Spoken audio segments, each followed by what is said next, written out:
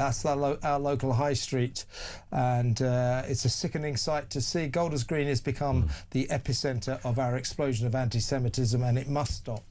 Kevin O'Sullivan on the other side of the news at 4, which is next.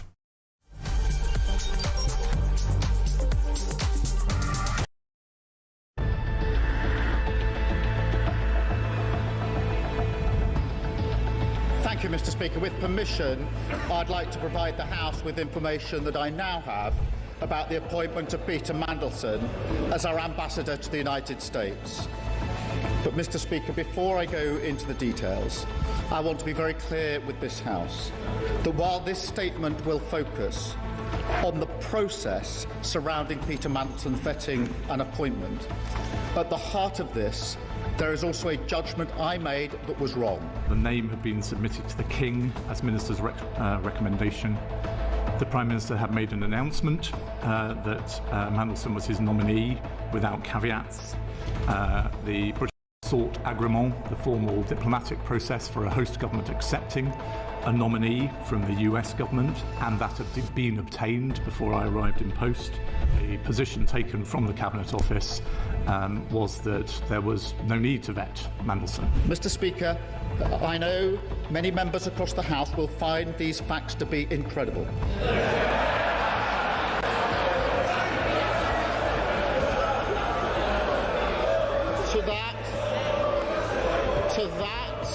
To that, I can only say they are right. It beggars belief that throughout the whole timeline of events, officials in the Foreign Office saw fit to withhold this information from the most senior ministers in our system in government. This was not due process. Everyone knows the price of misleading the House. Will the Prime Minister finally take responsibility and go? Yeah! Mr. Speaker, let's be absolutely clear. Before Mandelson took up his post, UKSB recommended with red flags that clearance should be denied, and there was high concern that that was not brought to my attention or the attention of the Foreign Secretary at the time or subsequently is a very serious error of judgment. She rushed to judgment as she always did, just like the Iran war. Mr. Speaker, I was elected by the British people. Across the UK, on DAB+, on YouTube, on your mobile, and on your side. This is Talk.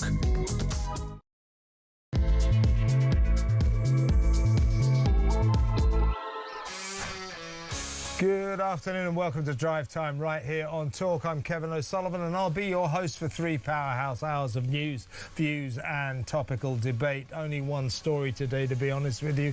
I'll be with you all the way to 7 o'clock. Get on the show, get on the phone and call me on 03444991000, or you can WhatsApp voice note me on the same number, and I promise to play your message out. It is Wednesday, April the 29th. Here's what's coming up. Another horrific anti-Semitic attack as a knife-wielding maniac brought yet more terror to the beleaguered North London Jewish town of Golders Green, very near where I live. I know that area very well. 2 victims stabbed, a man arrested, and more platitudes from a Prime Minister whose government has allowed anti-Semitism to explode into the scourge of modern Britain, and more questions to be answered by police forces around the country who let pro-Palestine marchers spew illegal Jew hatred with impunity.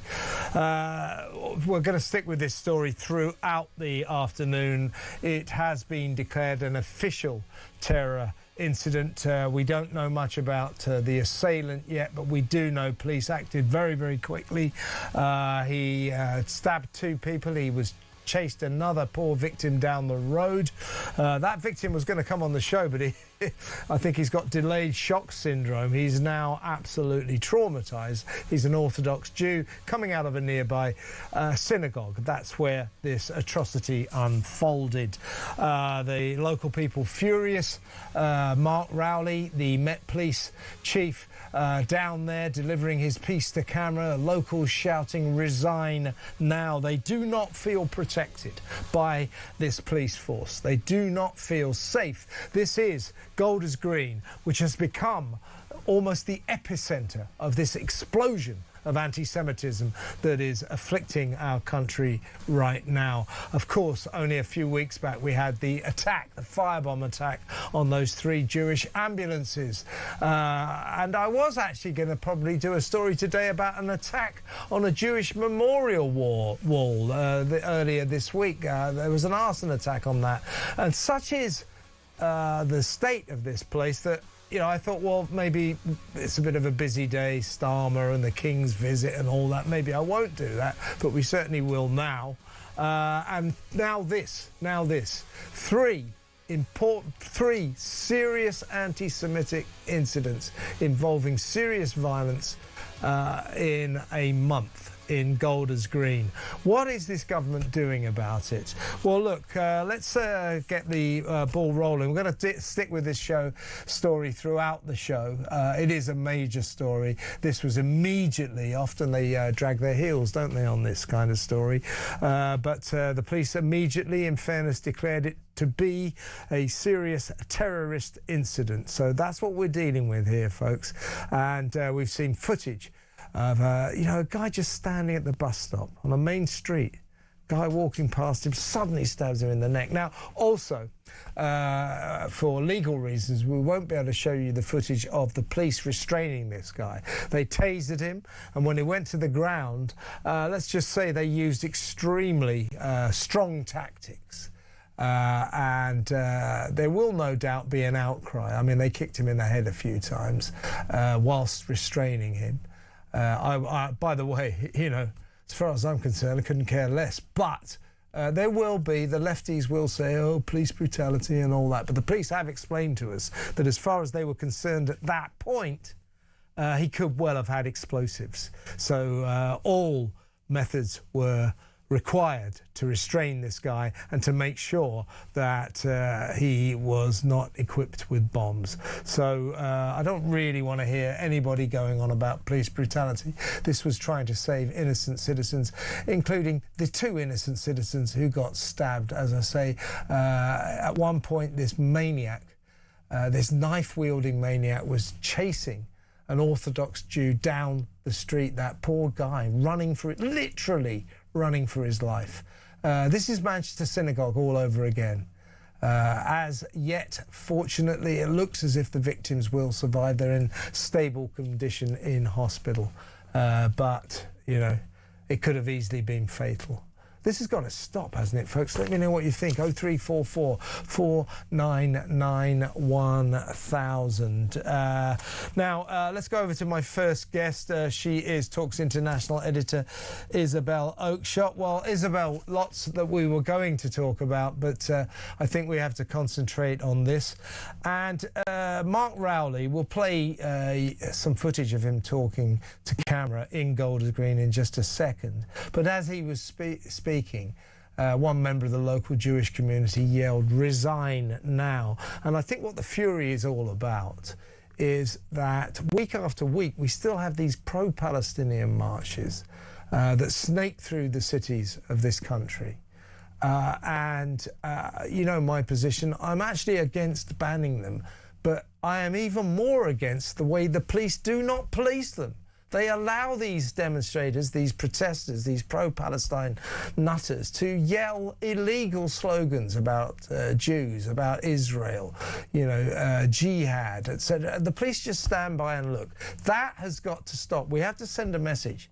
This cannot go on. And what we've seen this afternoon, the 3rd serious incident in Golders Green in about a month, as I say, just down the road from where I live. I know it very, very well. Golders Green has become the epicenter of our explosion of anti-Semitism in this country, and now we are calling for the government to bloody well do something. They've got to do something. I mean, it is just so disgusting and grotesque that we're having to bring viewers this horrible, horrible story. Once again, the Jewish community targeted by terrorists. And this afternoon, it looks as if an Iran-linked group has claimed responsibility for this terror attack in Golders Green.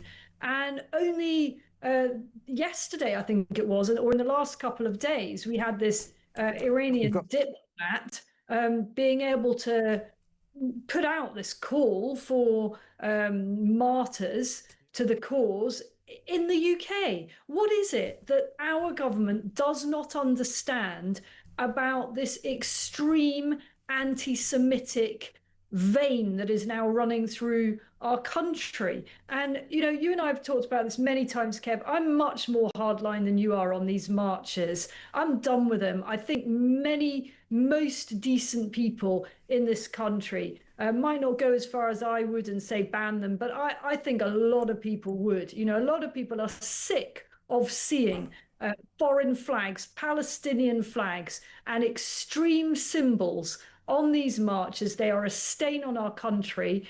And the Jewish community has been living in fear for 2.5 years now or more. And whenever you talk to them, representatives of the community or just ordinary Jewish people trying to live blameless, innocent lives in our country, they tell you quite openly that they live in fear of this thing every single day. What an absolutely damning indictment on our country that is. It certainly is. And let me tell you as well, I'm not going to die on a hill in our dispute about whether or not these marches should be banned. I mean, I'll go along with banning them since it seems that the police refuse to police them properly. I've witnessed them myself. They allow these pro-Palestinians to call for the death of Jews, for the annihilation of the Israeli state, and so on. Jihad, jihad, jihad. And the cops just stand there looking. So if the police are going to carry on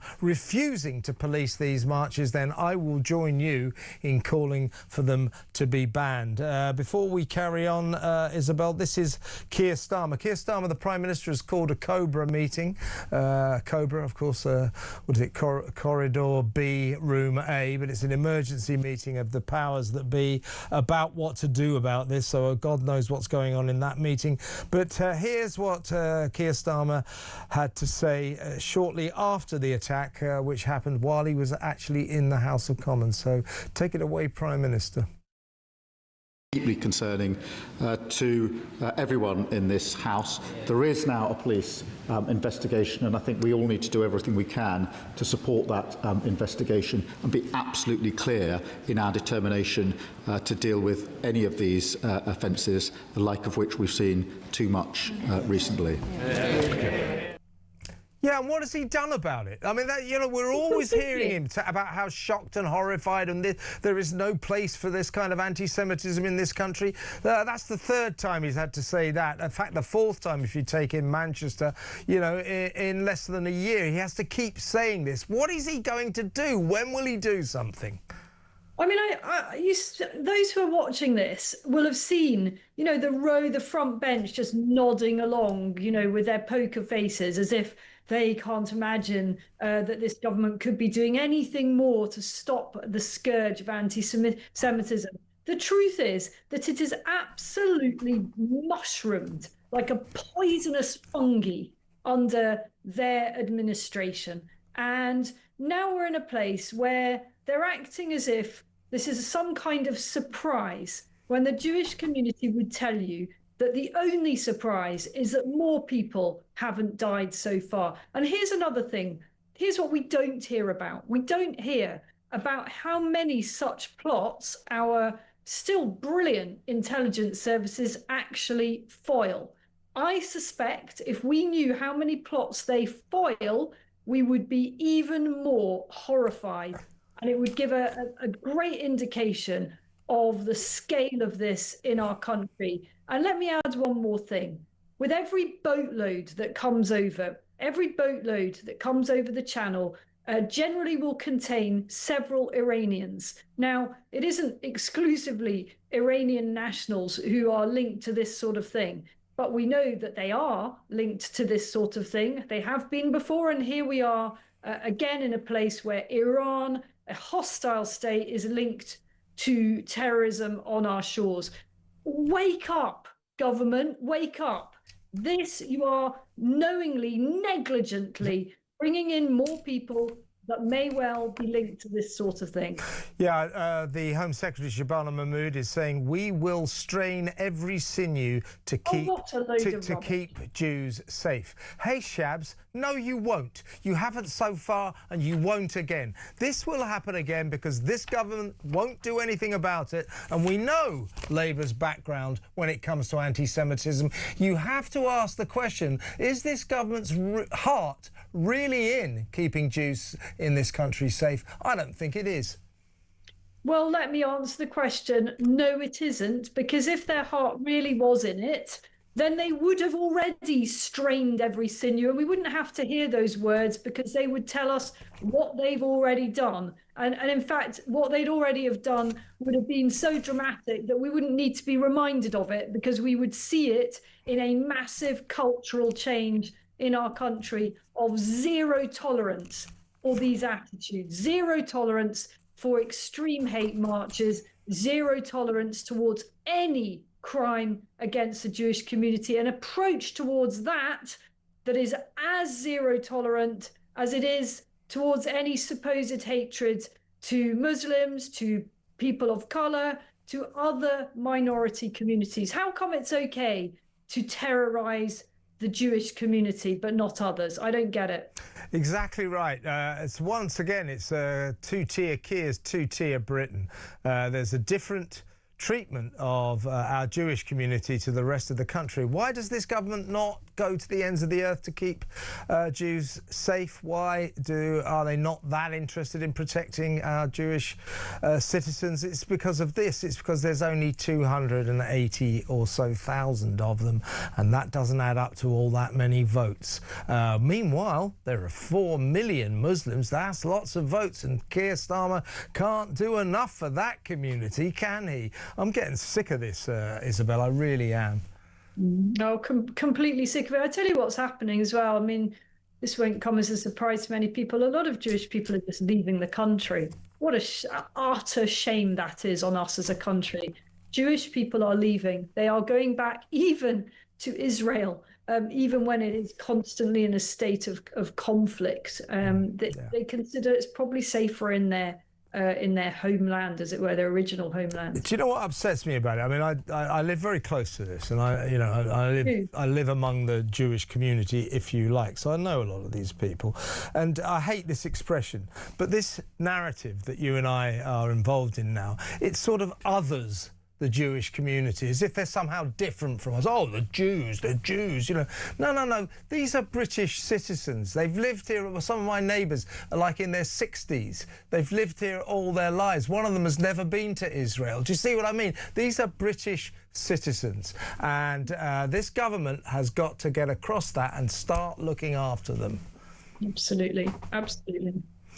Well, Isabel, good to talk to you. Sorry to do so in such sad circumstances. We did have so much else we wanted to talk about, but I'm afraid this has taken precedence. Thank you so much for your time. Thank you. That's Isabel Oakeshott, our international editor, sharing my fury. Aren't you furious about this? I'm really furious about this. Got to stress this. Okay, they're Jews, but forget they're Jews. They're British. As I say, one of my neighbours is about 65 years old. He says, I've never been to Israel. But he's Jewish. But, there's a surprisingly small number of Jewish people in this country. It's fewer than 300,000. And I fear that this awful little man Starmer and his awful government, they're not that bothered, because this does not add up to very many votes for them. Your thoughts, folks? 03444991000. As I say, I'm torn on this issue because I believe in freedom of expression, freedom to protest. But as Isabel was saying, do you think it is time now to just ban these pro-Palestine marches? As I say, I wouldn't philosophically. In theory, in principle, I would never ban them, even though I don't agree with the protesters. But since the police refused to police them. Since the police let these marchers egregiously break the law all the time, jihad, from the river to the sea, free Palestine, they call for the annihilation of the Jewish state. They call for the death of Jewish people. You know, death to the IDF, all of this. Since the police just let them do this, and they absolutely refuse to police these people, then is it time to say, sorry, these marches are banned? Let me know what you think. 03444 99 1000. I talked of the small number of Jews in this country. We'll talk to one of them when we come back. She is excellent journalist Nicole Lampert. She will be appalled by, I know she is appalled by what's happened. I've spoken to her about this kind of atrocity in the area where she lives before, and we're going to have to talk about it again. It makes me sick. But Nicole Lampert next on this extraordinary, shocking story. So stay where you are, folks.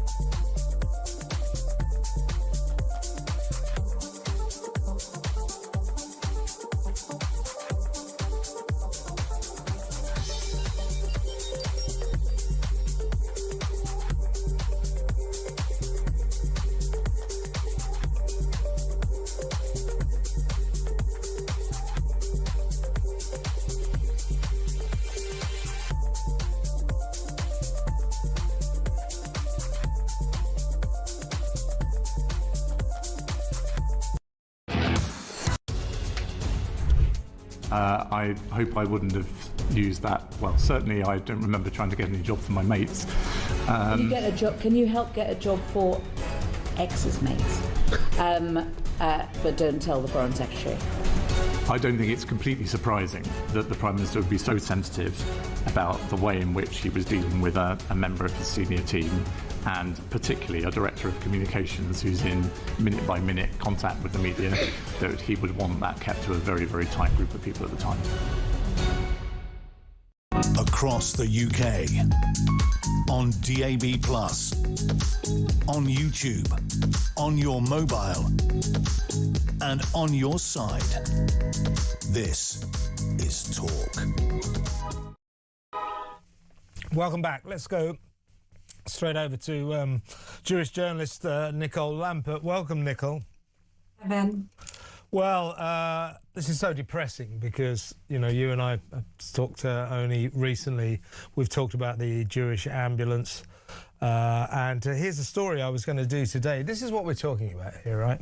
I was thinking about doing this story that there's been an arson attack on a Jewish memorial wall in Golders Green. That was just a few days ago. Counter-terror police were investigating that. And this is where we've come to. In the end, it's a busy day, Keir Starmer, the King's visit. And I thought, we're not really going to have room for that. We should have room for that, shouldn't we? But that's what's happening to anti-Semitism. It is becoming, and I don't say this proudly, I say this in fury, really, it's becoming less and less newsworthy. So, because it's becoming the norm. And then suddenly, this morning's horror unfolds. a guy standing at a bus stop. We're going to play some footage in a minute. I think we're looking at it here. Look at this. Look at this. A guy standing at the. Look at that. Look at that.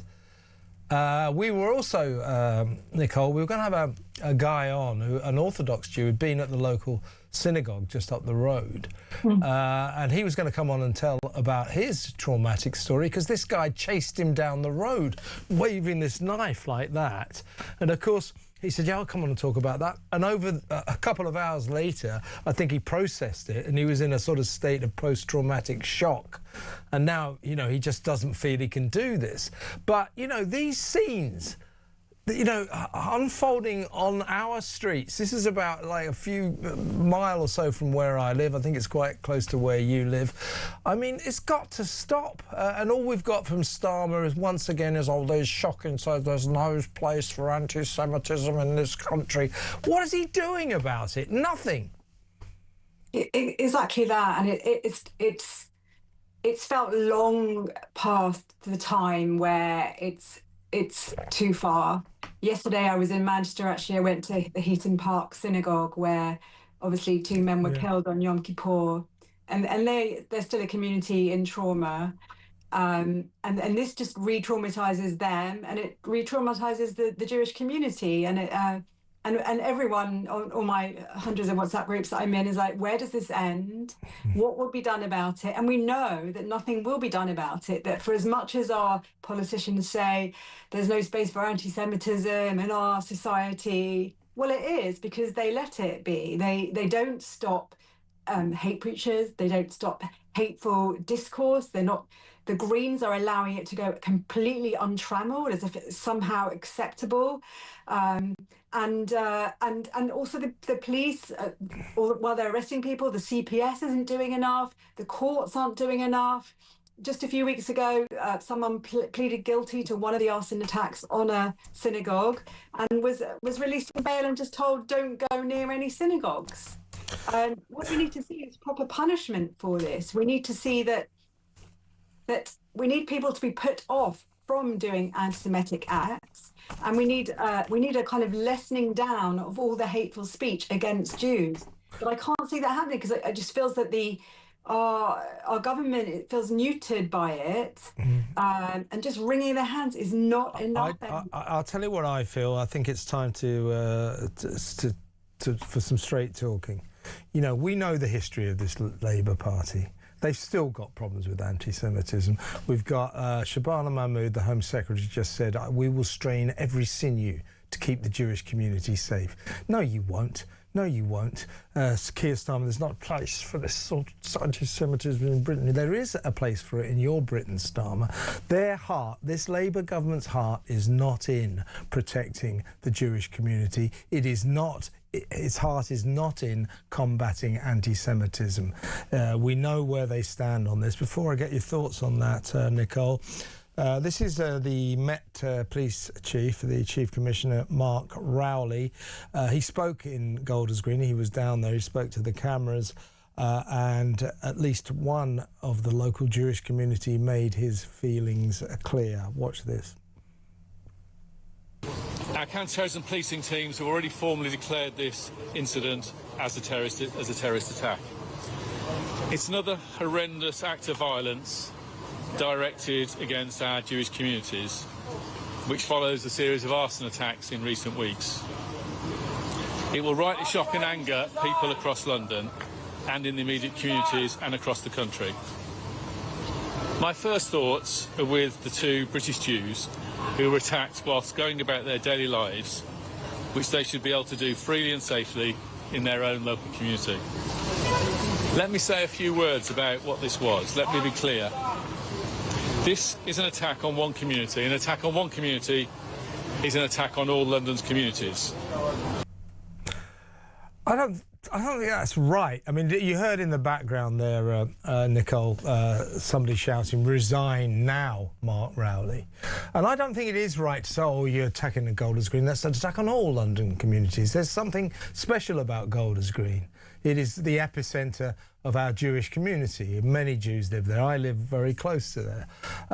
And it has also now become the epicentre of this explosion of anti-Semitism that is afflicting this country. Golders Green is ground zero when it comes to anti-Semitism, British anti-Semitism. So I think that A, Rowley's talking crap there when he says this is an attack on all communities, and B, this is the police chief who does allow these pro-Palestinian marches to snake through the streets of London as they do other cities every weekend, and his coppers do nothing to stop the anti-Semitic chants, the annihilate Israel, death to the IDF, from the river to the sea, free Palestine. His coppers do nothing to stop that. All of those chants, all of these posters, they're illegal. They're against the law, and the Met Police do nothing.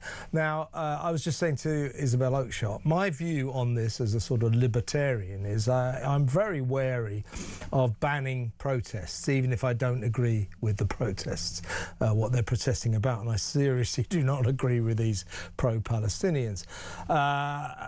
But if it is to be the case that the police refuse to do their job, refuse to arrest people who break hate laws against Jews, which they do, if the police aren't going to police these marches properly, then I'll go along with it, ban them, because we need a gesture now. We need something to happen, something concrete, don't we?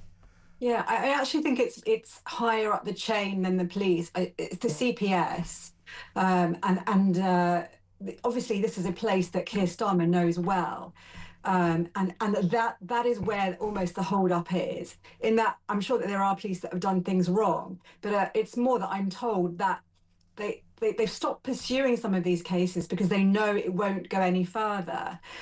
So, for example, a few weeks after the October 7 attacks, someone from a mosque basically cried out that Jews should be attacked in their homes. And the police did investigate. Then they dropped it because the CPS said the CPS won't pursue it. It was pushed along by Jewish groups who said to the police, "You have to pursue this." And the CPS did indeed drop it because they said, they gave excuses. They said that actually the people there won't be incited and it's part of the hadith. And so this is the thing. We have to recognise anti-Semitism. That is the biggest issue. And we need the CPS to take it seriously. And if we look back to Southport and what happened and how quickly people were jailed for tweets and things like that, and we are not seeing that. We're seeing much more hateful speech. We're seeing actual violence on our synagogues and in our streets. And we're seeing people, politicians straining their hands and straining every sinew and really doing very little. They won't strain every sinew. By the way, I'm just looking at the London Mayor, Sadiq Khan. You'll never guess what he's saying, Nicole. This will shock you. He's saying he's angry and appalled by the Golders Green attack, and there's no place for anti-Semitism in London. Yeah, I mean, yesterday he was with the Spanish. There is a place. That's the problem. Prime Minister. Yeah. The Spanish Prime Minister who's, won't even let his country watch Eurovision because Israel is in it. This is the Spanish Prime Minister is someone who is obsessed with Israel, and that is one of the problems that is affecting our country, including Sadiq Khan. They are pushing forward some of this hatred to do with Israel. It's coming from all sorts of places, but that is one of them. And Sadiq Khan has not been helpful at all. Yeah, and last point to you, Nicole. I've been pointing out, Jewish people are my neighbours. I live among them, and this narrative, we're talking about, Jews, the Jews have been attacked, the Jewish community. What it does, I hate this expression, but it others British Jews, as if they're somehow separate from the rest of Britain. They're not. They're British citizens. One of my neighbours is about 67. He's Jewish. He's never been to Israel. Yeah. They're British citizens. They're British people. They're no different to the rest of us. And we mustn't allow these anti-Semitic lunatics to other the Jewish community. I think people miss that point. Yeah, I mean, I think that it's been so hard for Jewish people, particularly since October 7, people who lived very secular lives, often weren't married to Jews, and they saw on that date, actually, the people celebrating in the street, and even if they had no relationship to Israel, and as you say, hadn't been to Israel, have no relations there, they felt that this was something different, that people were celebrating the death, that anyone would celebrate the death of anyone is appalling, but people were, somehow it was fine if they were celebrating the death of Jews. And I think, although, yes, we're very much part of the wider world and all of that, it feels like we've almost had to retreat to our kind of internal ghettos, because it's so hard to explain to anyone else what it feels like when an identity you barely acknowledge. You know, when you and I were both on the Shapers scene, like, being Jewish was such a tiny part of my identity. I had no idea you were Jewish. Yeah, exactly. Because in a way, don't take this wrong. I wouldn't have been interested anyway. You see what I'm saying? Yeah, exactly. It didn't mean anything. Yeah. Whereas now, you know, just almost every day there's different attack, and it feels so personal. And it particularly, I really feel it for my children. My son's at university, and you know, you mentioned the conspiracy theories. He's had to deal with anti-Zionist kind of hate. He's had to deal with Rothschild conspiracies, or just people saying, I hate Jews. Yeah. Just simple. Well, when the Green Party achieve power, I'm going to get sent to prison because I'm a Zionist. So there you are. I'll have left the country. I'll see you at the airport. Listen, Nicole, stay strong. Really good to talk to you. Thank you so much. Keep up the great work. Nicole Lampert there, old colleague of mine, a Jewish journalist who's been writing a lot of stuff for the Telegraph and other papers. Tell me what you think about what she's saying, what I'm saying, what we're seeing, these platitudes coming out of these pathetic politicians. I mean, you know, every time Sadiq Khan, there's no place for anti-Semitism in London. Well, there clearly is. And you, Khan, and you, Starmer, you're clearing the space for anti-Semitism. There is a place for it thanks to your policies, thanks to your frankly anti-Semitic approach to this soaring problem. Let me know what you think, folks. 0344 499 1000. Get on the phone and we need to talk about this. Next up, we're hoping to go to Golders Green Live. Our ace reporter Samara Gill is there on the scene. We'll get an update from Samara, so stay tuned for that.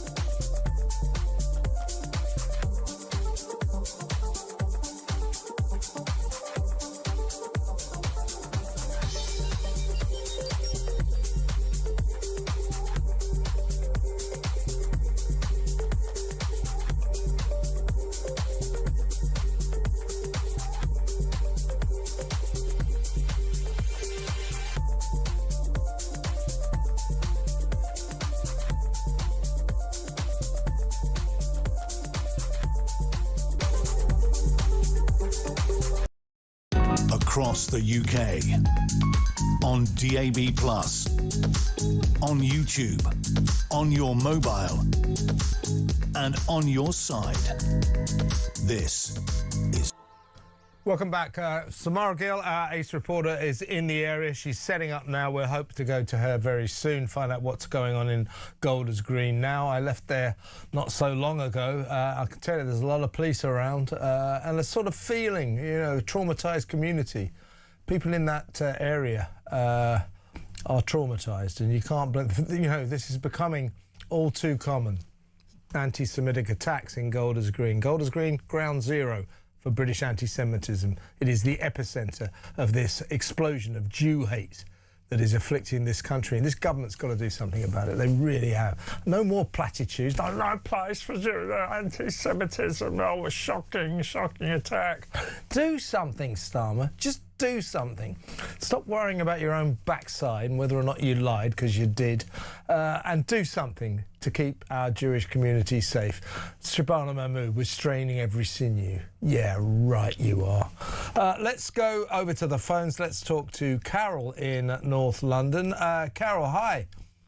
Hi, Kevin, you okay? I'm good. Well, tell me what you like to say. Your grandson goes to an after-school club in a synagogue. He's not Jewish, but obviously you have severe worries now. I do. It's not an after-school club, sorry, Kevin. It is a, I don't want to say too much about it. It's fantastic place, but it caters to, like, special educational needs, and it has no connection to Judaism at all. I mean, these are white boys, black boys, mostly disadvantaged, and they just provide the premises. That's what it is. Yeah. And it's different synagogues, you know, is merely the landlord. But I'm petrified. I'm really scared because I contacted them this week, and they said that they contacted the police to get a police presence outside, and the police couldn't provide it because they didn't have the funding. Really? And I find this, I find this appalling. I mean, well, they've got to have to change that policy, if you ask me. I mean, I know the area very well. I live there myself, and I know that you see the synagogues. I mean, they look like armed fortresses these days, but the synagogues are organising their own security. I think the police need to get involved, don't you think? They do need to get involved. I mean, constantly during the school hours. When we applied to, at the time, mainstream schools to suit his needs, the majority couldn't cater to his specific whatever. And this place opened their arms up to him. They really did. They can't do enough for these children. And like I say, it's not connected to religion. I get that, yeah. And I was appalled to hear that. So do you live in the sort of Golders Green general area, and what do you feel about what's been going on? I think it's outrageous. Yeah. I think this has been stoked.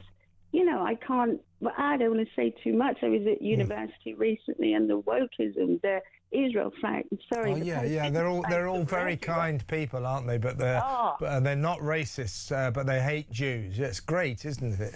You know, it seems to be the racism that we tolerate. Yeah, well, you can be racism. We abhor all forms of racism unless it's against Jews, unless it's anti-Semitism. Carol, well, look, I hope all is well for your grandson and the synagogue that he attends, not for Jewish purposes. But I get your point. It must be very worrying. Thank you for an excellent call, and stay safe. Carol in North London there. Let's go to Ian, who's got thoughts on Golders Green as well. Hello, Ian. What would you like to say? Good afternoon, Kevin.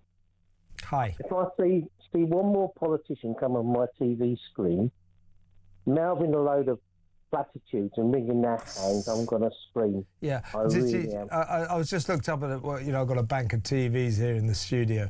In the last 5 or 6 minutes, I've seen Shabana Mahmood saying, "We will strain every sinew to keep the Jewish community safe." No, you won't. And of course, Sadiq Khan saying there is no place for anti-Semitism in London. Well, you can say that, but clearly there is a place for it because it's happening all the time. Absolutely. And the Tories are just as bad. Chris Philp, he's using it.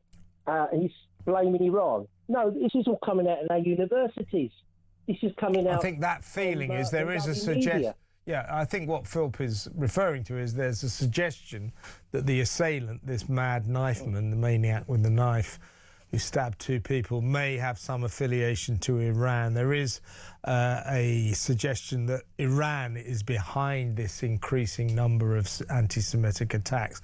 So I think, to be fair to Philp, that's what he's talking about. But I agree with you. We are allowing anti-Semitism to become a cultural phenomenon in this country. Our universities are citadels, sinister citadels of anti-Semitism. Yeah, but Kevin, who let all these people in? It was the Boris waves. They didn't come in overnight, and they've been allowed in, and they've brought in their anti-Semitism with them, and it's just not coming from. Yeah, but I mean, I take your point here, but that's to suggest that all anti-Semites in this country somehow are migrants from abroad. That's not the case. However, it's accentuated it. East Europeans, it doesn't help. They've got the same attitudes. They've got the same anti-Semitic attitudes. And I've had to challenge them over it. People from Romania and Poland. The blood libel, the old blood libel, Jews drink blood and all that nonsense. Well, I mean, I take your point, and we'll have to find out who this assailant was. But you know, the idea that anti-Semitism is caused by the migrant crisis, I think, is wide of the mark. Although I take your point, Ian, that perhaps these migrants, a lot of these migrants, or some of these migrants coming in, do harbour anti-Semitic thoughts. I see what you're saying. Listen, I've got to move on though. But thank you for a good call, Ian in London. There, right. I told you about Shabana Mahmood, the Home Secretary. She has spoken on this issue. Let's hear what she has to say. Look, my first responsibility is to make sure that on the security side of the picture and also with policing that we are doing absolutely everything that we can. That's why the government has recently announced an uplift in funding for Project Servitor, which is responsible for putting more specialist and plainclothes police officers within some of our Jewish community areas. I will make sure we do everything in our power to keep our community safe, but we're also very clear as a government that we have to tackle the root causes of anti-Semitism that is leading to this environment in which our Jewish community is coming under attack. We put money behind education to try to deal with these issues when our children are young, so that they understand how we should behave towards one another, to root out hatred before it is able to take hold. And my colleagues in the health department and in other parts of government are reviewing the wider response that we need as a government, because we are absolutely clear, yes, we have to keep our community safe, but we do have to deal with the root causes as well. I don't know. I mean, does that mean anything? I don't know. I mean, how about this? As I say, you know, I'm on the fence on this, but I think I can be persuaded. What we need, don't you agree, folks? Let me know. 03444991000.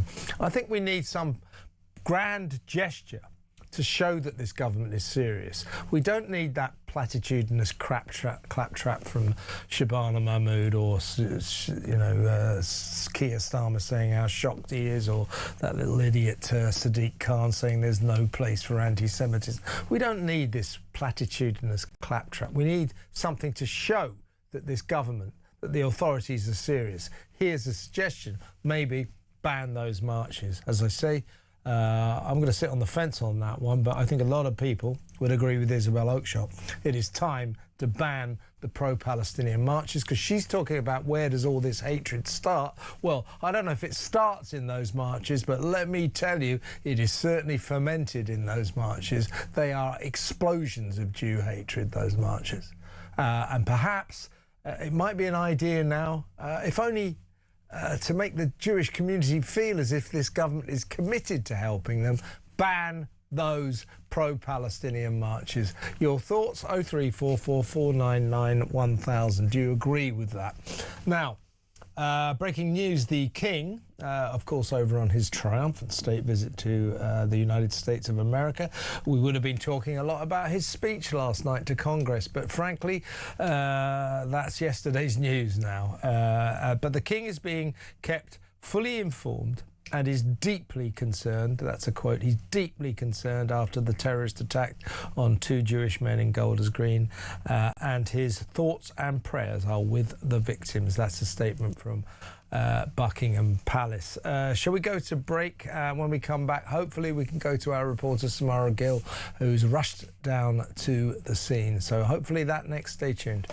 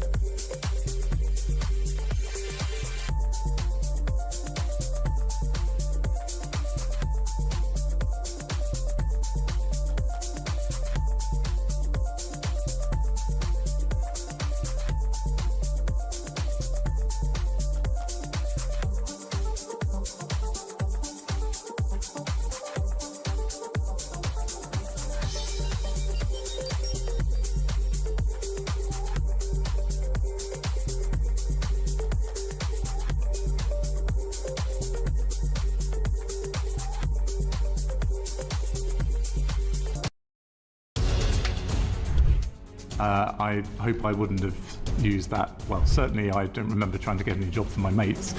Can you get a job? Can you help get a job for ex's mates? But don't tell the Foreign Secretary. I don't think it's completely surprising that the Prime Minister would be so sensitive about the way in which he was dealing with a member of his senior team, and particularly a Director of Communications who's in minute-by-minute contact with the media, that he would want that kept to a very, very tight group of people at the time. Across the UK, on DAB+, on YouTube, on your mobile, and on your side. This is Talk. Welcome back. Just going to go over to Golders Green in a second. I just got a text here from Amanda. Hi, Kev. I'm a big fan of yours. Thank you, Amanda. But I'm afraid I completely disagree with what you said about an attack on British Jews not being an attack against all British people, decent British people. Amanda, I didn't say that. I didn't remotely say that. Mark Rowley, the Met Police Chief, said that an attack on Golders Green was an attack on all London boroughs. Well, I said I don't agree. Golders Green is very different. It is where a great many Jewish people, it's an epicentre of a Jewish community. That's what I said. I don't think that Golders Green is the same as other boroughs. I certainly did not say that an attack on British Jews is not an attack against all British people. So you misheard me there, just to point that out. Right, let's go over now to Golders Green, where I think our reporter Samara Gill is waiting. Hi, Samara. Hi, Kev. Well, first of all, let us know, how's the scene there? How's the scene? What are you seeing?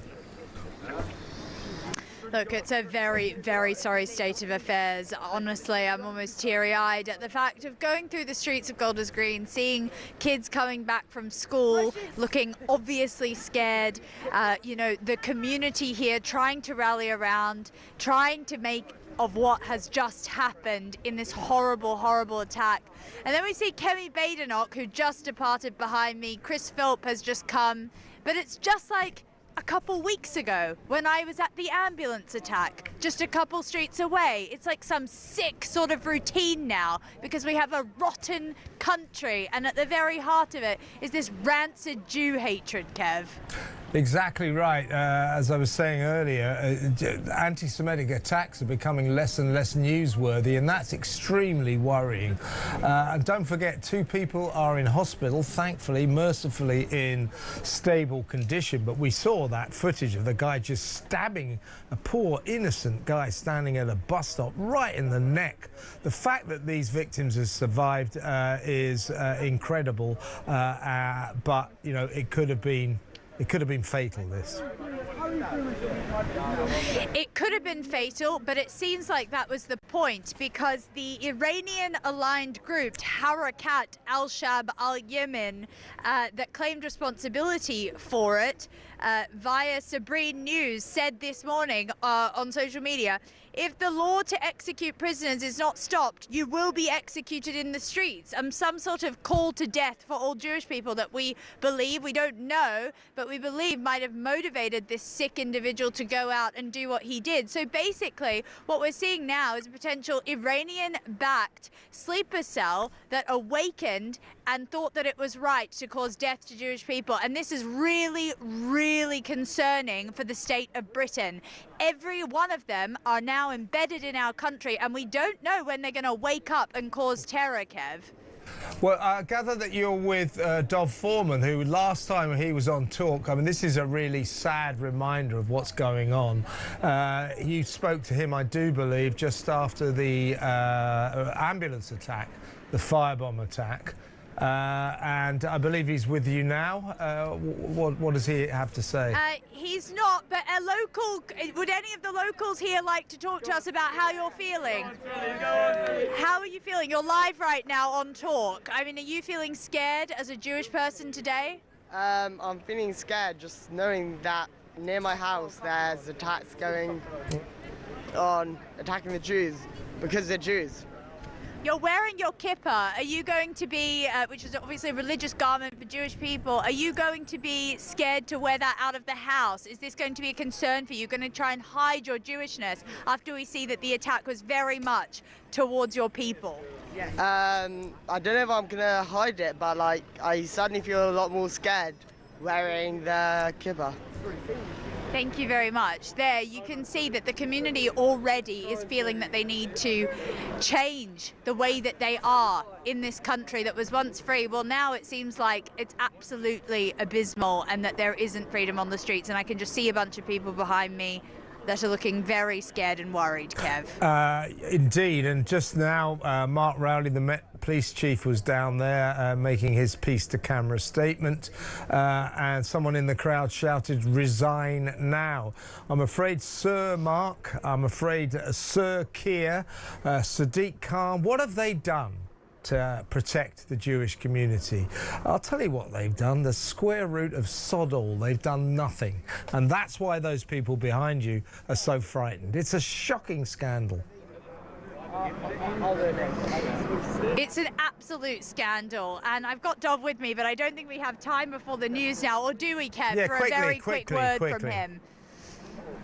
Dov, I mean, you've been banging on about this, and you keep getting proven right every single time. Jews are not safe in this country. Well, absolutely. No one can be surprised or feeling shocked that this happened. No Jew certainly is. I mean, we had Zach Balansky last week saying this was just a perceived threat. Well, we can see this isn't any perception. This is real. This is happening on the streets. This isn't just an anti-Semitic terror attack. This is an attack on Britain, on the Western liberal democracy and values that we say we uphold in this country. And ultimately, those are being broken down. And it's up to the silent majority to stop being silent, to start standing up. Otherwise, there will no longer be a British Jewish community here.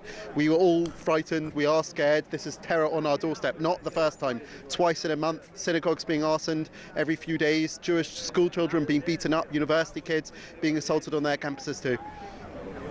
What would you say to Keir Starmer? He still hasn't even prescribed the IRGC. An Iranian-linked terror group is claiming this attack. What is going on? Well, this is totally insane. The Prime Minister keeps whipping out his thesaurus every time there's another attack. Abhorred, appalled, totally devastated. I don't know how many more words he can come up with, but ultimately we need action. Talk is cheap. The IRGC could be prescribed today. The Muslim Brotherhood prescribed today. They could ban phrases like globalised intifada. We've seen ultimately attacks like these. They're directly linked to those calls, and people in this country have taken up arms. They have heard that call to globalised intifada, and they've decided to act on that and to go and murder and try and kill people on our streets.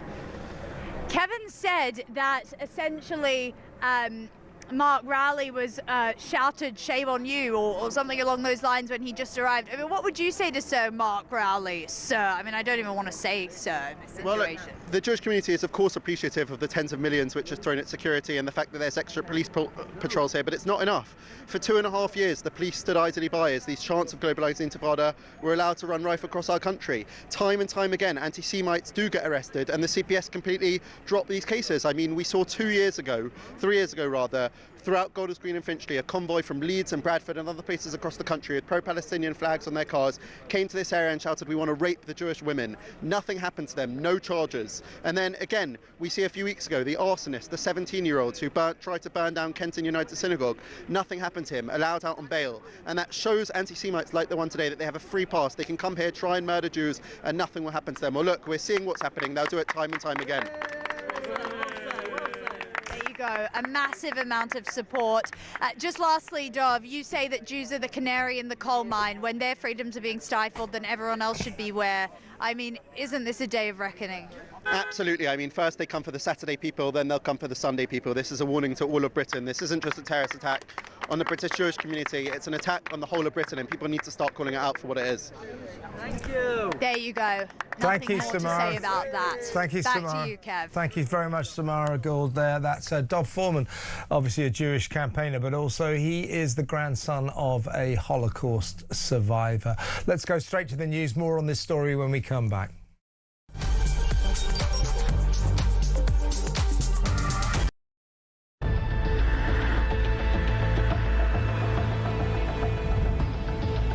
Thank you, Mr. Speaker. With permission, I'd like to provide the House with information that I now have about the appointment of Peter Mandelson as our ambassador to the United States. But, Mr. Speaker, before I go into the details, I want to be very clear with this House that while this statement will focus on the process surrounding Peter Mandelson's vetting and appointment, at the heart of this there is also a judgment I made that was wrong. The name had been submitted to the King as Minister's recommendation. The Prime Minister had made an announcement that Mandelson was his nominee without caveats. The British government had sought agrément, the formal diplomatic process for a host government accepting a nominee from the US government, and that had been obtained before I arrived in post. The position taken from the Cabinet Office was that there was no need to vet Mandelson. Mr. Speaker, I know many members across the House will find these facts to be incredible.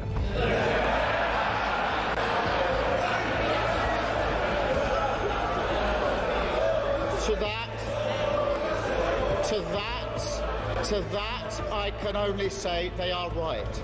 It beggars belief that throughout the whole timeline of events, officials in the Foreign Office saw fit to withhold this information from the most senior ministers in our system in government. This was not due process. Everyone knows the price of misleading the House. Will the Prime Minister finally take responsibility and go? Mr. Speaker, let's be absolutely clear. Before Mandelson took up his post, UKSV recommended with red flags that clearance should be denied, and there was high concern that was not brought to my attention or the attention of the Foreign Secretary at the time or subsequently is a very serious error of judgment. She rushed to judgment as she always did, just like the Iran war. Mr. Speaker, I was elected by the British people because they let the country down for 14 long years. Whatever she says, whatever noise they make, nothing is going to distract me from delivering for our country. Across the UK, on DAB+, on YouTube, on your mobile, and on your side. This is Talk.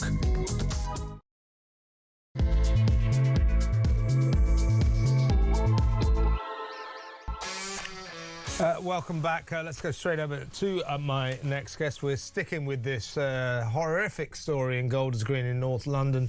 Yet another serious anti-Semitic attack, this one on 2 innocent Jewish people stabbed, both of them thankfully in stable condition in hospital, a knife-wielding maniac bringing terror to that beleaguered town near to where I live.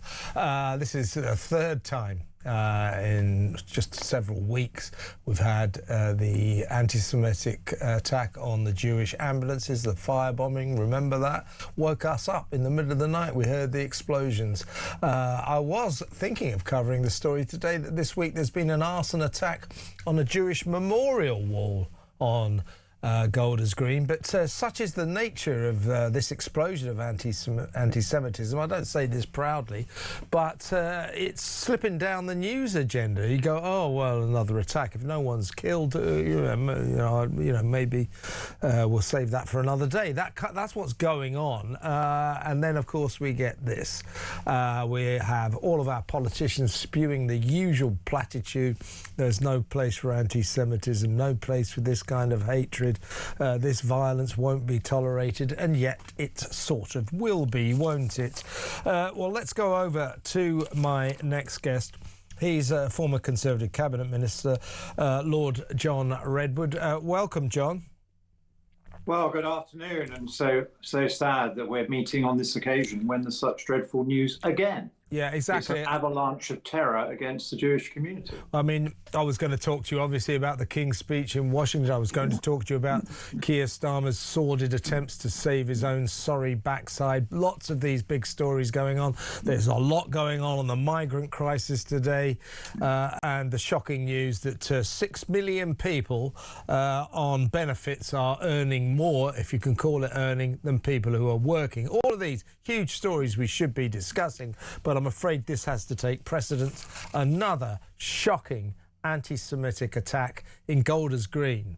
As I just said, 2 poor victims stabbed by this knife-wielding maniac. The community there sick to death of Keir Starmer saying, oh, this is devastating, this is shocking, this kind of violence won't be tolerated. Shabana Mahmood said, we will strain every sinew in our bodies to keep the Jewish community safe. You kind of want to respond to that? No, you won't. And you've got Sadiq Khan, the Mayor of London, saying there is no place for this kind of anti-Semitism in London. Well, sadly, there clearly is.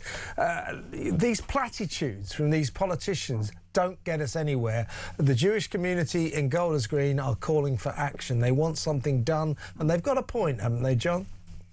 Well, of course they have, and you're absolutely right. I mean, all politicians and all men and women of goodwill are appalled by what's happened and will make the proper condemnatory comments and send sympathies. But when you've got the power, if you are the Prime Minister or the Home Secretary or the Mayor of London, working with the police, working with the prosecuting authorities and responsible for law and order in our country, platitudes are no good. And I'm really devastated that once again we have another one of these incidents, and I haven't heard a single positive idea of something that the government or the mayor is going to do that is going to be better, which might make it less likely we get another one next week. And I think it is time to talk about the detailed things that have to happen to try and get on top of this awful problem, because we are losing our Jewish community. Quite a lot of them who've got some money or the ability to move are going to move out of the country altogether. And it's devastating for Jewish people whose family may have come here originally, fleeing terror on the continent. And we were a haven. We were a country of liberty and freedom that had law and order on our streets, and they were safe to pursue their own religion with us without troubling anybody. Yeah. And they are now being so badly let down. So we need a police response, we need a criminal justice response, and I think we need an educational response for teenagers in our schools. And I think we need religious leaders not of the Jewish faith, where they've got people in their faith that are anti-Jewish, to give leadership to say this is completely unacceptable. And I think we need some political moves. Keir Starmer, it was emerging over the weekend, is finally considering banning or prescribing the IRGC, the Iranian. Well, eventually, but we've been asking him to do that for months. Well, I'm saying he now should do that. He should ban the Muslim Brotherhood. We need that kind of gesture, and I think it is time for this government to think very seriously about whether or not it is going to allow these Jew hatred, pro-Palestinian marches to snake through the cities of this country every weekend for much longer. In your view, is it time to ban those marches, John? Well, I think it's certainly time to say to those who organise them that if people go on those marches chanting anti-Jewish chants, which they do, and carrying anti-Jewish banners, then those people will be arrested and they won't get a licence again to have a march. I think you've got to make the people who organise the march responsible. I'm all in favour of freedom to protest, but I think you have to say, if you want another one of these marches, there won't be a single banner and there won't be a single chant, and if we hear one, not only will that person be prosecuted, but that will mean you can't organise a march in the future. Do you know what's sad about this? Our reporter Samara Gill is down on the scene, and she was just interviewing a little schoolboy who bravely said that he was going to carry on wearing his kippah because he's Jewish, but he said he was frightened to do so. I'm thinking of that little kid, and he's with a lot of his mates as well. Their ancestors, the chances are their great-grandparents were given haven in this country. The chances are they escaped Nazi Germany, and Britain said, you can come here, you will not be persecuted. Here we are, several generations later, and they are being persecuted. What the hell happened to this country? Well, it's a disaster, and I think that is why we need to go back to the fundamentals again and say that our schools and our adult community and our religious leaders and everyone else who influences young people have to get across who we are, and we are a tolerant society. We welcome people of all faiths and of none. We allow them to follow their faith in the privacies of their synagogues and churches, but we are not a theocracy. We do not police what other people say about their religions, and we believe in freedom of speech. We never resort to violence to pursue political aims, and if they have a political point to make, they can come on your television programme, or they can send an email to the House of Commons, they can contact their MP. We do these things in civilised ways. We fight with words, not with knives and with guns. Absolutely. As I say, I live very close to Golders Green, you know, and I know a lot of these people. This is a community living in terror. Mark Rowley, I'll play the footage in just a second. Mark Rowley, the Met Police chief, went down there and said, "Oh, an attack on Golders Green is an attack on all the areas of London." Well, it's not. There is a difference. You know, Golders Green is an intensely Jewish area. And it has been singled out quite clearly by anti-Semites. It has become ground zero in the horrific explosion of anti-Semitism gripping this country. So Golders Green, ground zero, the epicenter of anti-Jewish sentiment in this country.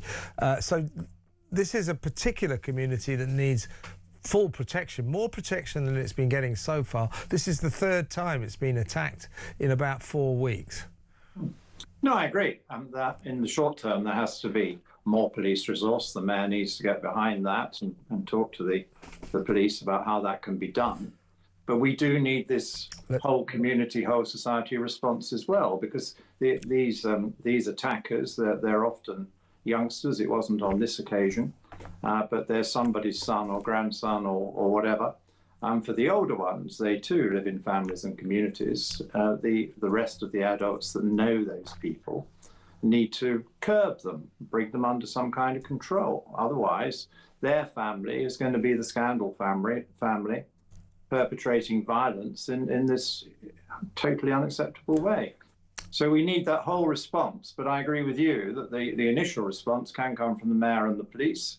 And then we need to make sure that when the police do take risks, and I think the police in this case took risks, and we're very grateful to them for doing that, then the prosecuting authorities have to follow up and make sure there is a sensible punishment for these people so they remember it and don't want to do it again. Yeah, I mean, there's a lot of disquiet in the Jewish community that perpetrators of anti-Semitism are not, shall we say, pursued enough by our justice system, that leniency is directed in their direction. So, listen, let me just play you a couple of clips. This is the Prime Minister with his reaction. He happened to be in the House of Commons when news of this latest horror in Golders Green filtered through. Deeply concerning to everyone in this House. There is now a police investigation, and I think we all need to do everything we can to support that investigation and be absolutely clear in our determination to deal with any of these offences, the like of which we've seen too much recently. Well, he's right about that, way too much. And here's John, the London Mayor Sadiq Khan, with his thoughts. I've lived in London all my life. There's been anti-Semitism faced by Londoners throughout my life, and actually for the last few decades. I've never seen the sort of fear my friends, colleagues and neighbours are feeling because they are Jewish. I've never experienced this level of attacks on Jewish people across our country, which today 2 Jewish Londoners are fighting for their lives. People are scared. Jewish people are scared.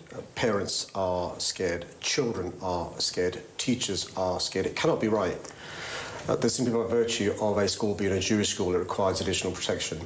Simply by virtue of a place of worship being a synagogue, it requires additional protection. Simply by virtue of people being Jewish, there needs to be volunteers who represent and act and work in Shomrim and the Community Security Trust. From City Hall, we're going to carry on supporting the Jewish community, carry on investing in the CST and in our police. This must be a wake-up call. Just doesn't really add up to anything, does it? And if you know London well, John, as I do, a lot of synagogues around where I live, they look like fortresses these days. You know, barbed wire, security cameras, guards outside. This is, you know, unbelievable in modern Britain, isn't it? Well, these two men, the Prime Minister and the Mayor, have the powers that the rest of us would like to help exercise to make a difference to this. And so I would expect them to be ready with the statement that, well, we've done a bit, but we haven't done nearly enough, and these are the next things we're going to do, and have a sense of urgency. I mean, the Mayor sounds like somebody who's just discovered there's an anti-Semitic problem in London, that he hadn't seen or heard this before. Well, where's he been? People have been going on about this for years. They've been going on ever since the Labour government arrived in office, because it's got worse. And I think it's just desperate. So I can quite understand why the local community and the wider nation is really horrified that there is no more urgent or vigorous response. I think I heard the Prime Minister might get together a COBRA, a committee. No, he's called a COBRA. I think he's probably in that meeting now. Yeah, so he's called a meeting in Whitehall. And again, they'll all sit round and make clever points and, oh, will you follow up and will you follow up? You know, why isn't there an action sheet ready? Why isn't he already saying there are going to be more police and we're going to make sure there are prosecutions and that we're going to go into the schools and into the community centres and get across the message that we are British, we don't go beating people up because they've got the wrong religion. We respect and tolerate all religions, but we don't expect to live in a theocracy or to have one religion dominating. Absolutely. And that is why people come here and live here and used to like living here. And it is shocking that hundreds of thousands of Jewish people around the country feel less safe tonight after yet another violent attack. And see these leaders offering them absolutely nothing by way of positive reassurance or positive action that means that these will become less likely in the future. Well, as someone who lives very close to this, and I know all of these people, it's heartbreaking to see this. As I keep saying, you know, it's all very well to say, oh, they're Jews, they're Jews. No, they're British. They're British citizens. Right. They've lived here all their lives. One of my neighbours is about 65 years old, and he always says, I've never been to Israel. So they're just British people. Last word, if you will, John, I think we have a problem in our universities in particular. Rampant anti-Semitism allowed to blossom there. We need to do something about that, don't we? Well, of course we do, and it's the other side of the freedom of speech coin, that there are a whole set of views you're not allowed to express in the university, which are perfectly reasonable. And then there are bad views which seem to dominate in some sections in a really terrifying way. So, yes, the university leaderships We've got to get a grip on this and make sure they are representing the kind of society I've just described to you that I thought we were and I would like us to be. It's got to be a tolerant, freedom-loving society where you can say anything that is non-violent and discuss other people's ideas and views, but where you don't get behind one particular group who are linked to terrorist groups abroad and are trying to fight battles from abroad on the streets and in the universities of Britain. We don't want that. And it comes to something when people in the Middle East say that they're worried about some of our British universities because they think they're being radicalised there. I think they've got a point. John, so sorry that we had to speak in such sad circumstances, but it's always a pleasure to have you on the show. Next time we'll hopefully deal with a few more happy topics. But good to talk to you. Thank you very much. Lord John Redwood there, former Conservative Cabinet Minister. We do need to do something about our universities. These places have become, the campuses have become hotbeds of anti-Semitism. I also worry, let me know what you think, folks. I also worry about our schools. Left-wing teachers brainwashing kids. And we know what left-wing people are like. The further left they go, the more anti-Semitic they become. You know who I'm talking about, don't you? So I'm wondering whether our kids at school, are they being brainwashed into Jew hatred? Then they go off to university where that Jew hatred will be ratified and made worse. We need to do something about our education system. We need to do something about this country generally. Culturally, it is becoming, as John Redwood just said, acceptable. Anti-Semitism is the acceptable form of racism. Well, it's not acceptable to me. And I hope it's not acceptable to you. Of course it isn't. So we need to stop this. Maybe somebody's suggesting that there should be a specific crime, a law against anti-Semitic persecution, and that the penalties for that should be extremely severe. That this guy, for example, should get 30 years or life or something like that. Maybe if you go around with a poster saying from the river to the sea, you get 10 years. That would begin to stamp this stuff out. We need to get tough. We need to get serious about anti-Semitism because we're sleepwalking into a serious situation. And I don't want to overstate it, but this kind of anti-Semitism, this accepting of Jew hatred as the norm, acceptable, we tolerate that. When was that last in action? Oh, I remember, Nazi Germany. Canary in the coal mine, folks, remember that. We got to act now because this is getting bad. This is getting very, very bad. 0344 499 1000. Next up, we'll talk to Robert Bates from the Centre for Migration Control, get his take on the horror in Golders Green. That next, stay tuned.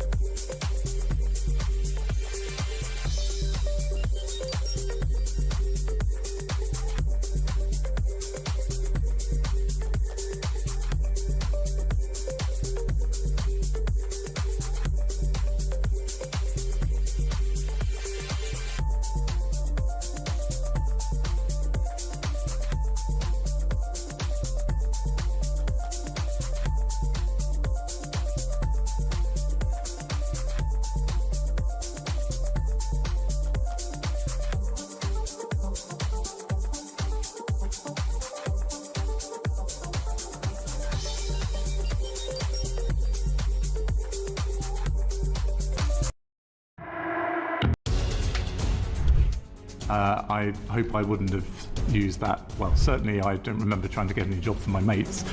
Can you get a job? Can you help get a job for X's mates? But don't tell the Foreign Secretary. I don't think it's completely surprising that the Prime Minister would be so sensitive about the way in which he was dealing with a member of his senior team, and particularly a Director of Communications who's in minute-by-minute contact with the media, that he would want that kept to a very, very tight group of people at the time.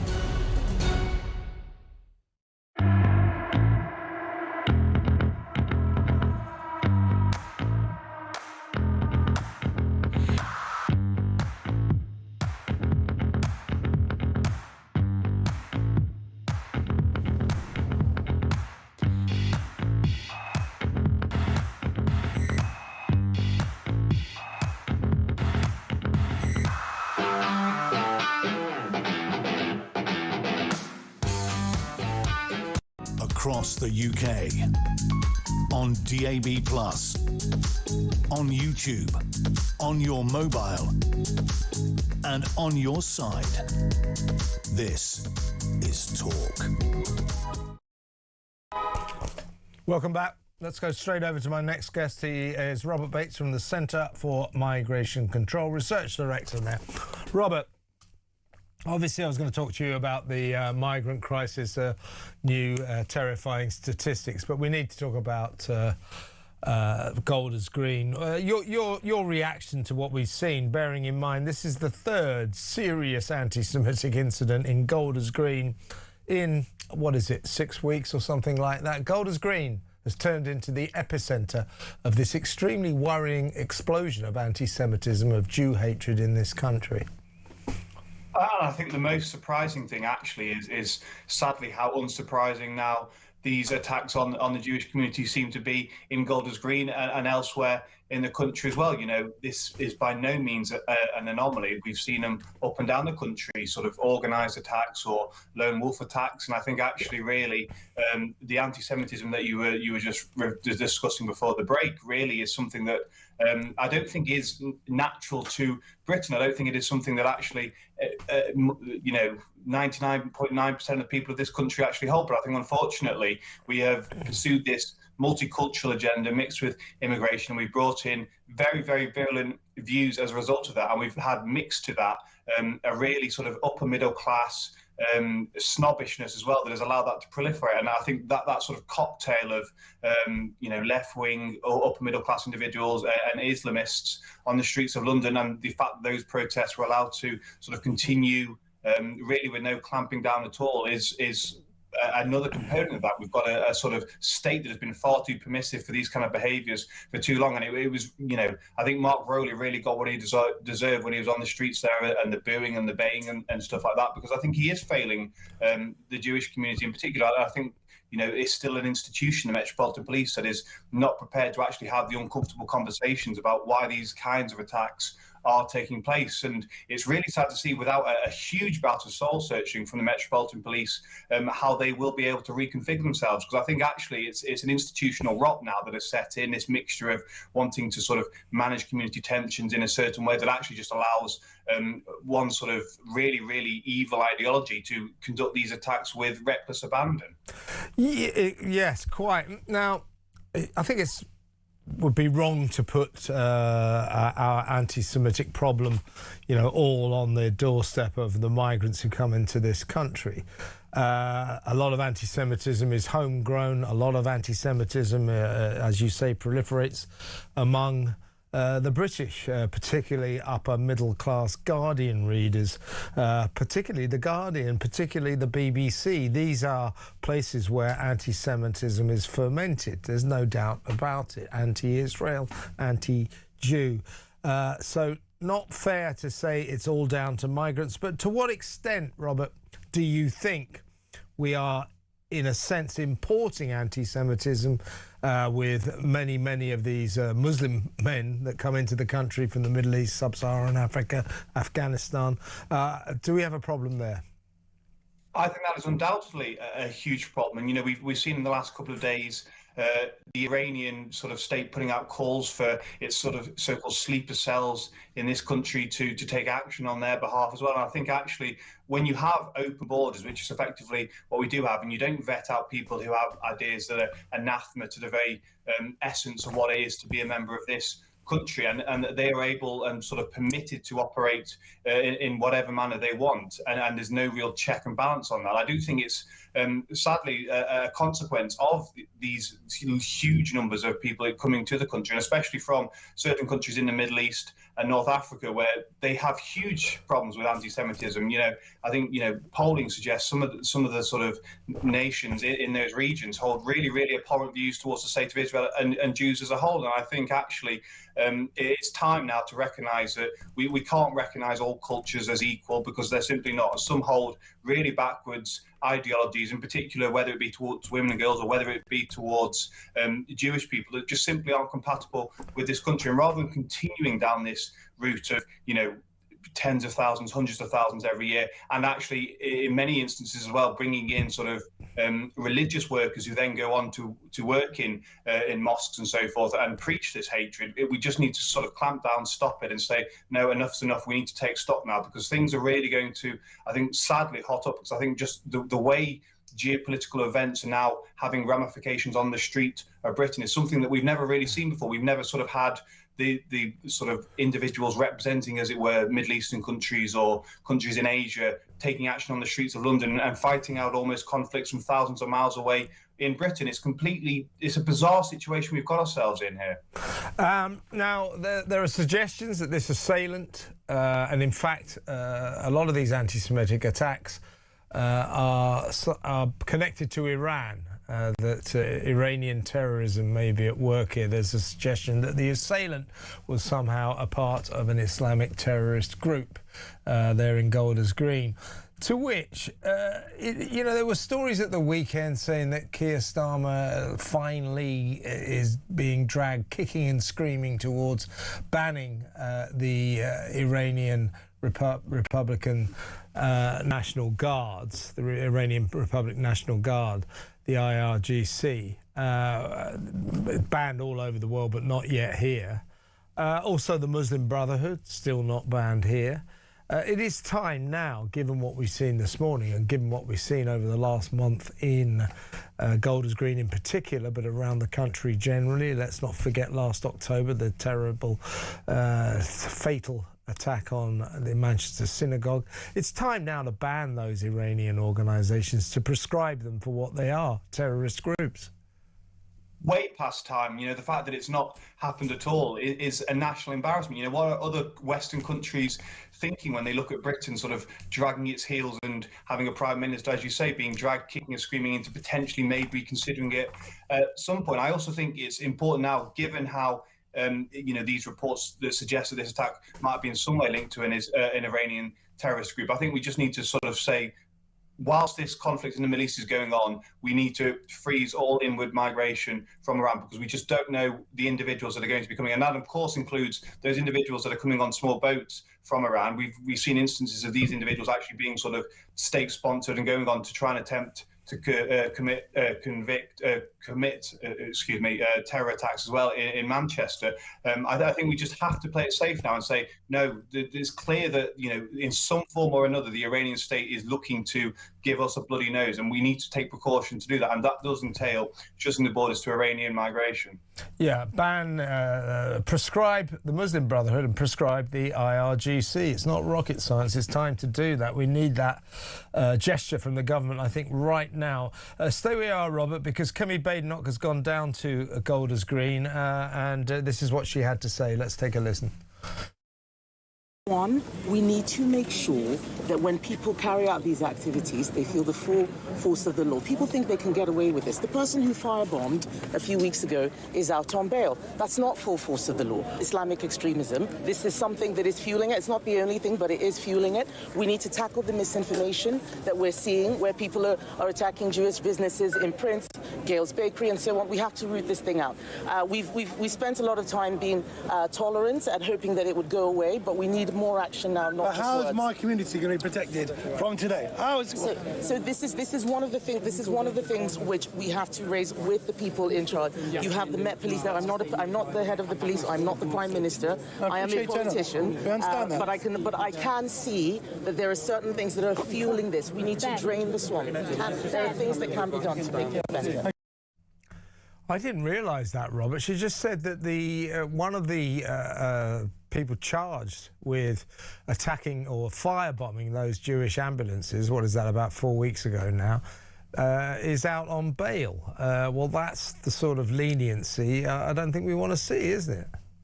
No, absolutely not. And that really does get to how, all those maelstroms of ideological problems we were talking about is being fed into by, we have such a ridiculously lenient justice system in this country. I also think she's absolutely correct that, drain the swamp were the terms I think she used.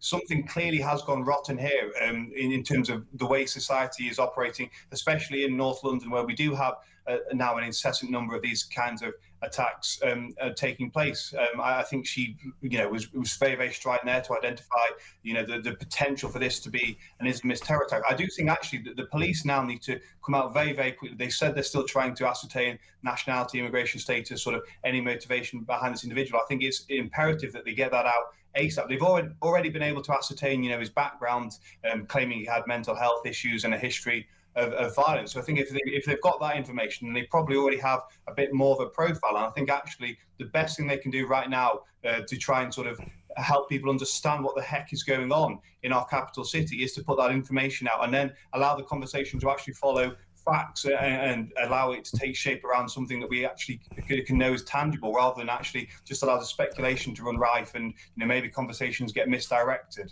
Yeah, I agree with that. Now, just the last point really, Robert. So Kemi Badenoch's been there. Sir Mark Rowley, the Met Police Chief, has been there to be heckled by a furious local community. Shouts of "just resign, will you," and so forth. So they've both been down there. Why hasn't the Prime Minister been down? Because he's a coward. He's a coward, and it's if he turned up, he would undoubtedly receive a situation of heckling and bombardment that he during an election campaign is the last thing that this sort of cynical, snivelling politician wants to have, broadcast and put anywhere in the media, because he's a Prime Minister on the rocks. And of course, we remember what happened in Southport when he was shouted at and jeered and did a sort of 5-second dropping of some flowers and then departing as well. This is a man that really has no answers to anything and will want to stay as far away from this as possible. And if he does turn up, it will be in such a stage-managed, inorganic sort of set piece that there'll be in no way an actual attempt from him to engage with the community and listen to their concerns. Yeah, they'll make sure he has no near-life experiences with the local community. Kemi Badenoch there, communing, talking to people like a human being. You're right, Starmer would be incapable of that, but he just doesn't get this job of his, does he? He really should be down there today, shouldn't he? He's not a leader. He's never been a leader. He's this kind of pen-pushing middle manager at best. And I think, this idea of actually trying to understand how people are feeling, understand the causes and consequences and so forth, just is way beyond his emotional capacity. And I think, this is a man that really actually now is, his political career is in its death throes. And I think probably he's got these incredibly cynical advisors around him saying, this is actually, a PR risk and anything, as if that's in any way actually the significant story of today, how to handle this. But unfortunately, this is the way the politics in this country works. And in particular, the Labour government seems to be operating. Everything is stage managed and seen through a PR lens, rather than actually any human touch or any sense of what the country actually needs. Robert, really good to have you on the show. Come on again soon. Obviously, Robert Bates there, the research director at the Centre for Migration Control, calling the Prime Minister a coward for not, like Kemi Badenoch, actually going down there to see the Jewish community in Golders Green in their hour of need. It would be a good move by him, wouldn't it? It would be the decent thing to do, which is obviously why he hasn't done it. Also, get on the phone. Let me know what you think, what Robert and I were discussing. Surely now just prescribe as a terrorist organisation, for that is what they are, the Iranian Republic National Guard, the IRGC. And while you're at it, prescribe as a terrorist group, for that is what they are, the Muslim Brotherhood. Let's have some gestures. Let's have some concrete moves by a government, and perhaps increase sentences, create laws specifically for anti-Semitic offences, and throw the book at anybody who breaks those laws, and maybe think about banning these pro-Palestinian marches every weekend that snake through our cities. Where do you stand on all of that? As I say, I'm on the fence about banning the marches, but since the police just don't police them, since the police allow all these pro-Palestinian marchers to break the law, to shout anti-Semitic Jew hatred, kill Jews, death to the IDF, from the river to the sea, annihilate Israel, and so on and so forth, since the police just stand by and let them do that, well, in that case, if you've refused to police them, then maybe we should ban those marches. What do you think? 0344 499 1000. We're going to talk about that next. We're going to take your calls next, so get on the phone, let's talk. See you in a second.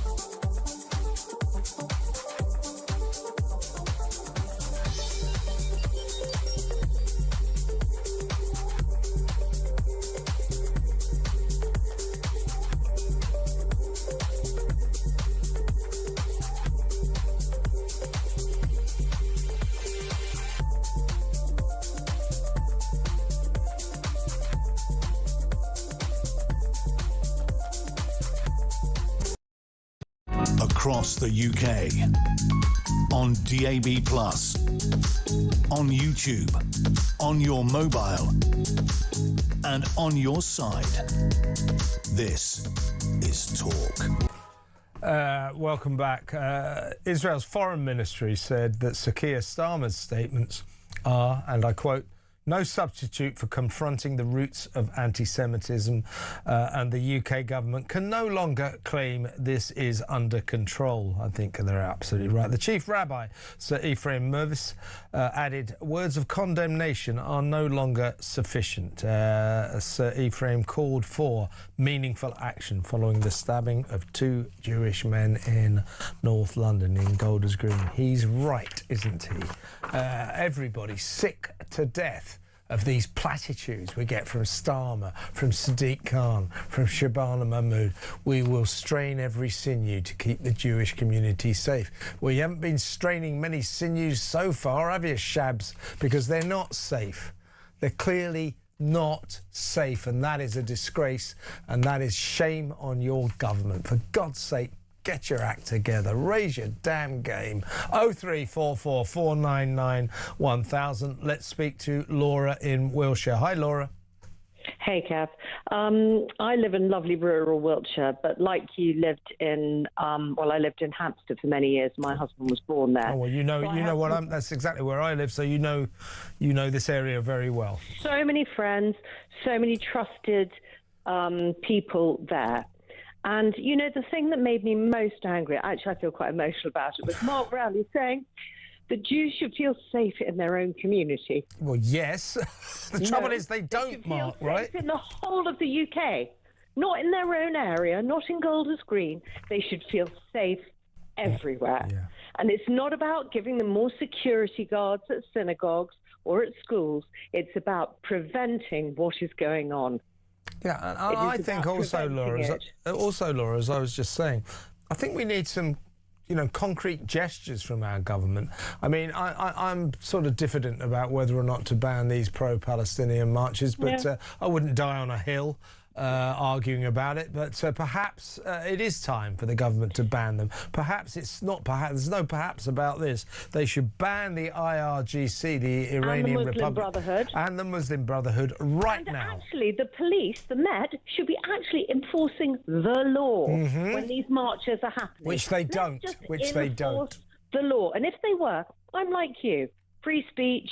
People should be allowed to protest. If they're breaking the law, nobody is doing anything about it. And my Jewish friends, I'm 60, are my age, said their parents always said, oh, never again, never again. Yeah. And their parents and grandparents said, always beware, because the threat is always there. And the Jews who came, their grandparents who came here after the Second World War, bent over backwards to fit in with our community, within our culture. And the people who are coming here now, whose religion wants to kill all the Jews in the world. Yeah, I don't know, Laura, I don't know how we went from being the tolerant country that offered the victims of the Holocaust, Jewish people in Germany, safe haven around about those times of the Second World War. I don't know how we've gone from being that kind of country to the kind of country we are now. I don't want to overplay this, but, when was the last time we saw this kind of explosion of anti-Semitism, random attacks on Jewish people? Oh, I know. It was in Nazi Germany. We've got a problem here. We have, Kev, but there are very few Jews left in this country.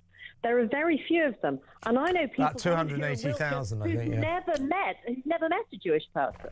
They may have views about them, but they've never met a Jewish person because there are very, very few Jews left in this country. Yeah, that's true. And and so I think it's almost a sideline issue for an awful lot of the sort of lefty middle class, Gaza waving people. They just don't get it. The education is not there. We're talking about children being influenced.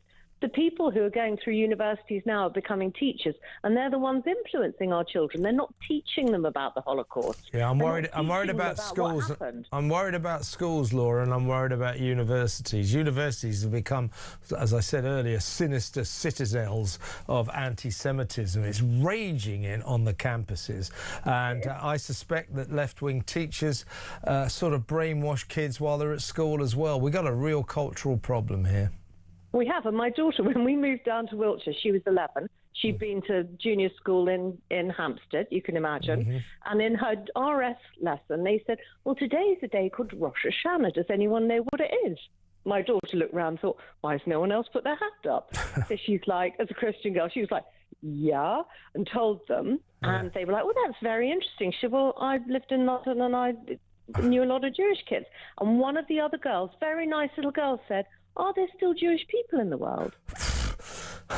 And she said, well, one or two. And she said, I thought the Nazis killed them all. Well, they did their best, didn't they? And I'm not joking, but that is how little I think an awful lot of people know. You and I do because of where we've lived, but I think an awful lot of people, this is almost a side issue, Kev, and that's what terrifies me because it's Saturday first, Sunday next. Laura, excellent call as always. Thank you very much for ringing. Ring me again soon. Laura in Wiltshire. Let's quickly go to Lisa in Staffordshire. Hi, Lisa. Hi. Yeah, listen, totally agree with everything Laura's just said.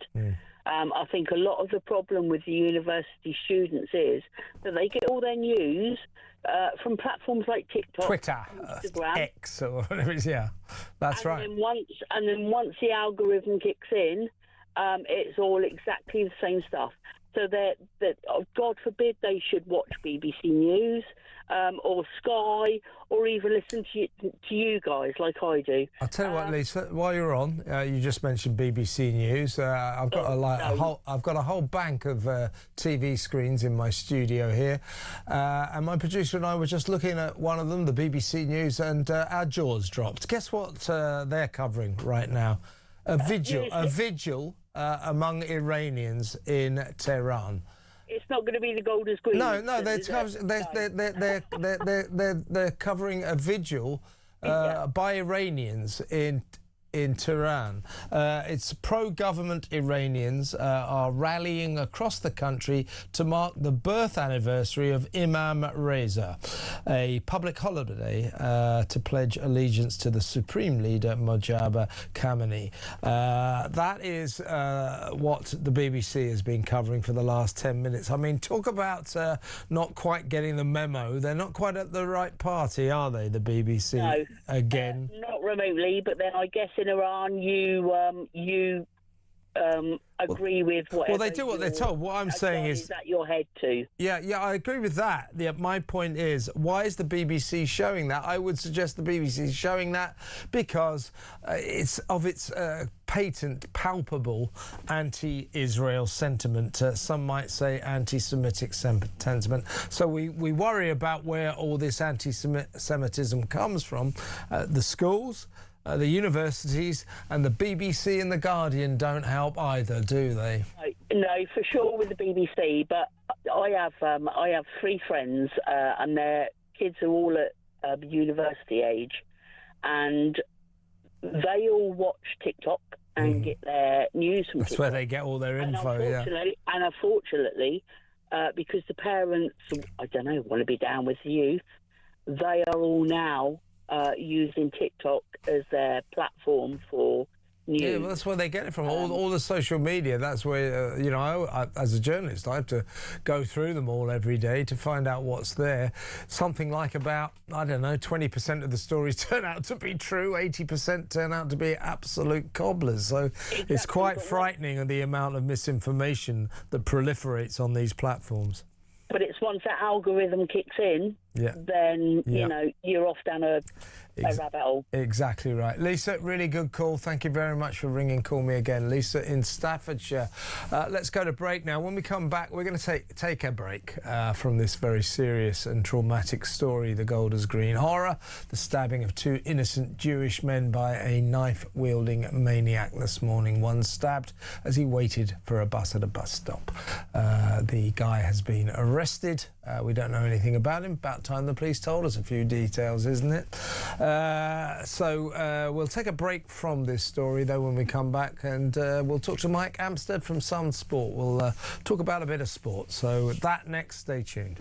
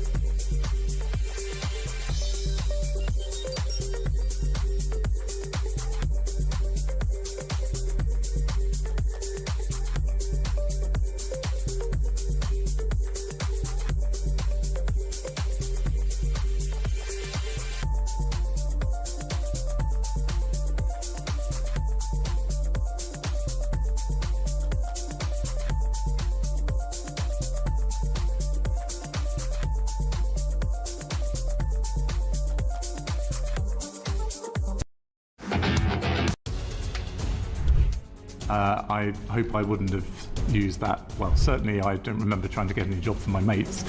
Can you get a job? Can you help get a job for ex's mates? But don't tell the Foreign Secretary.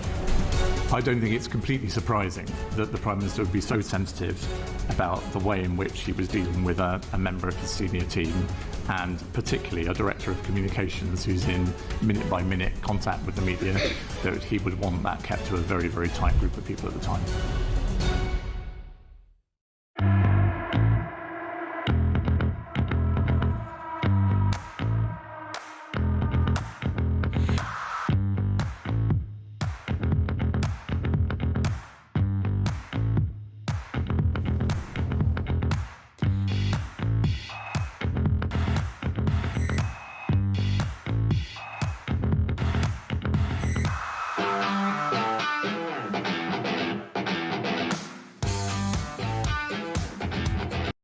across the UK. On DAB+, on YouTube, on your mobile, and on your side. This is Talk. Welcome back, Sun Sport. Mike Amstad is in the studio. Day of reckoning, night of reckoning for Arsenal. They're playing Atletico Madrid in the Champions League. We'll talk about that in a second, because last night I happened to tune in to, it was on Amazon Prime, PSG, Paris Saint-Germain against Bayern Munich. It was probably the greatest game of football I've ever seen.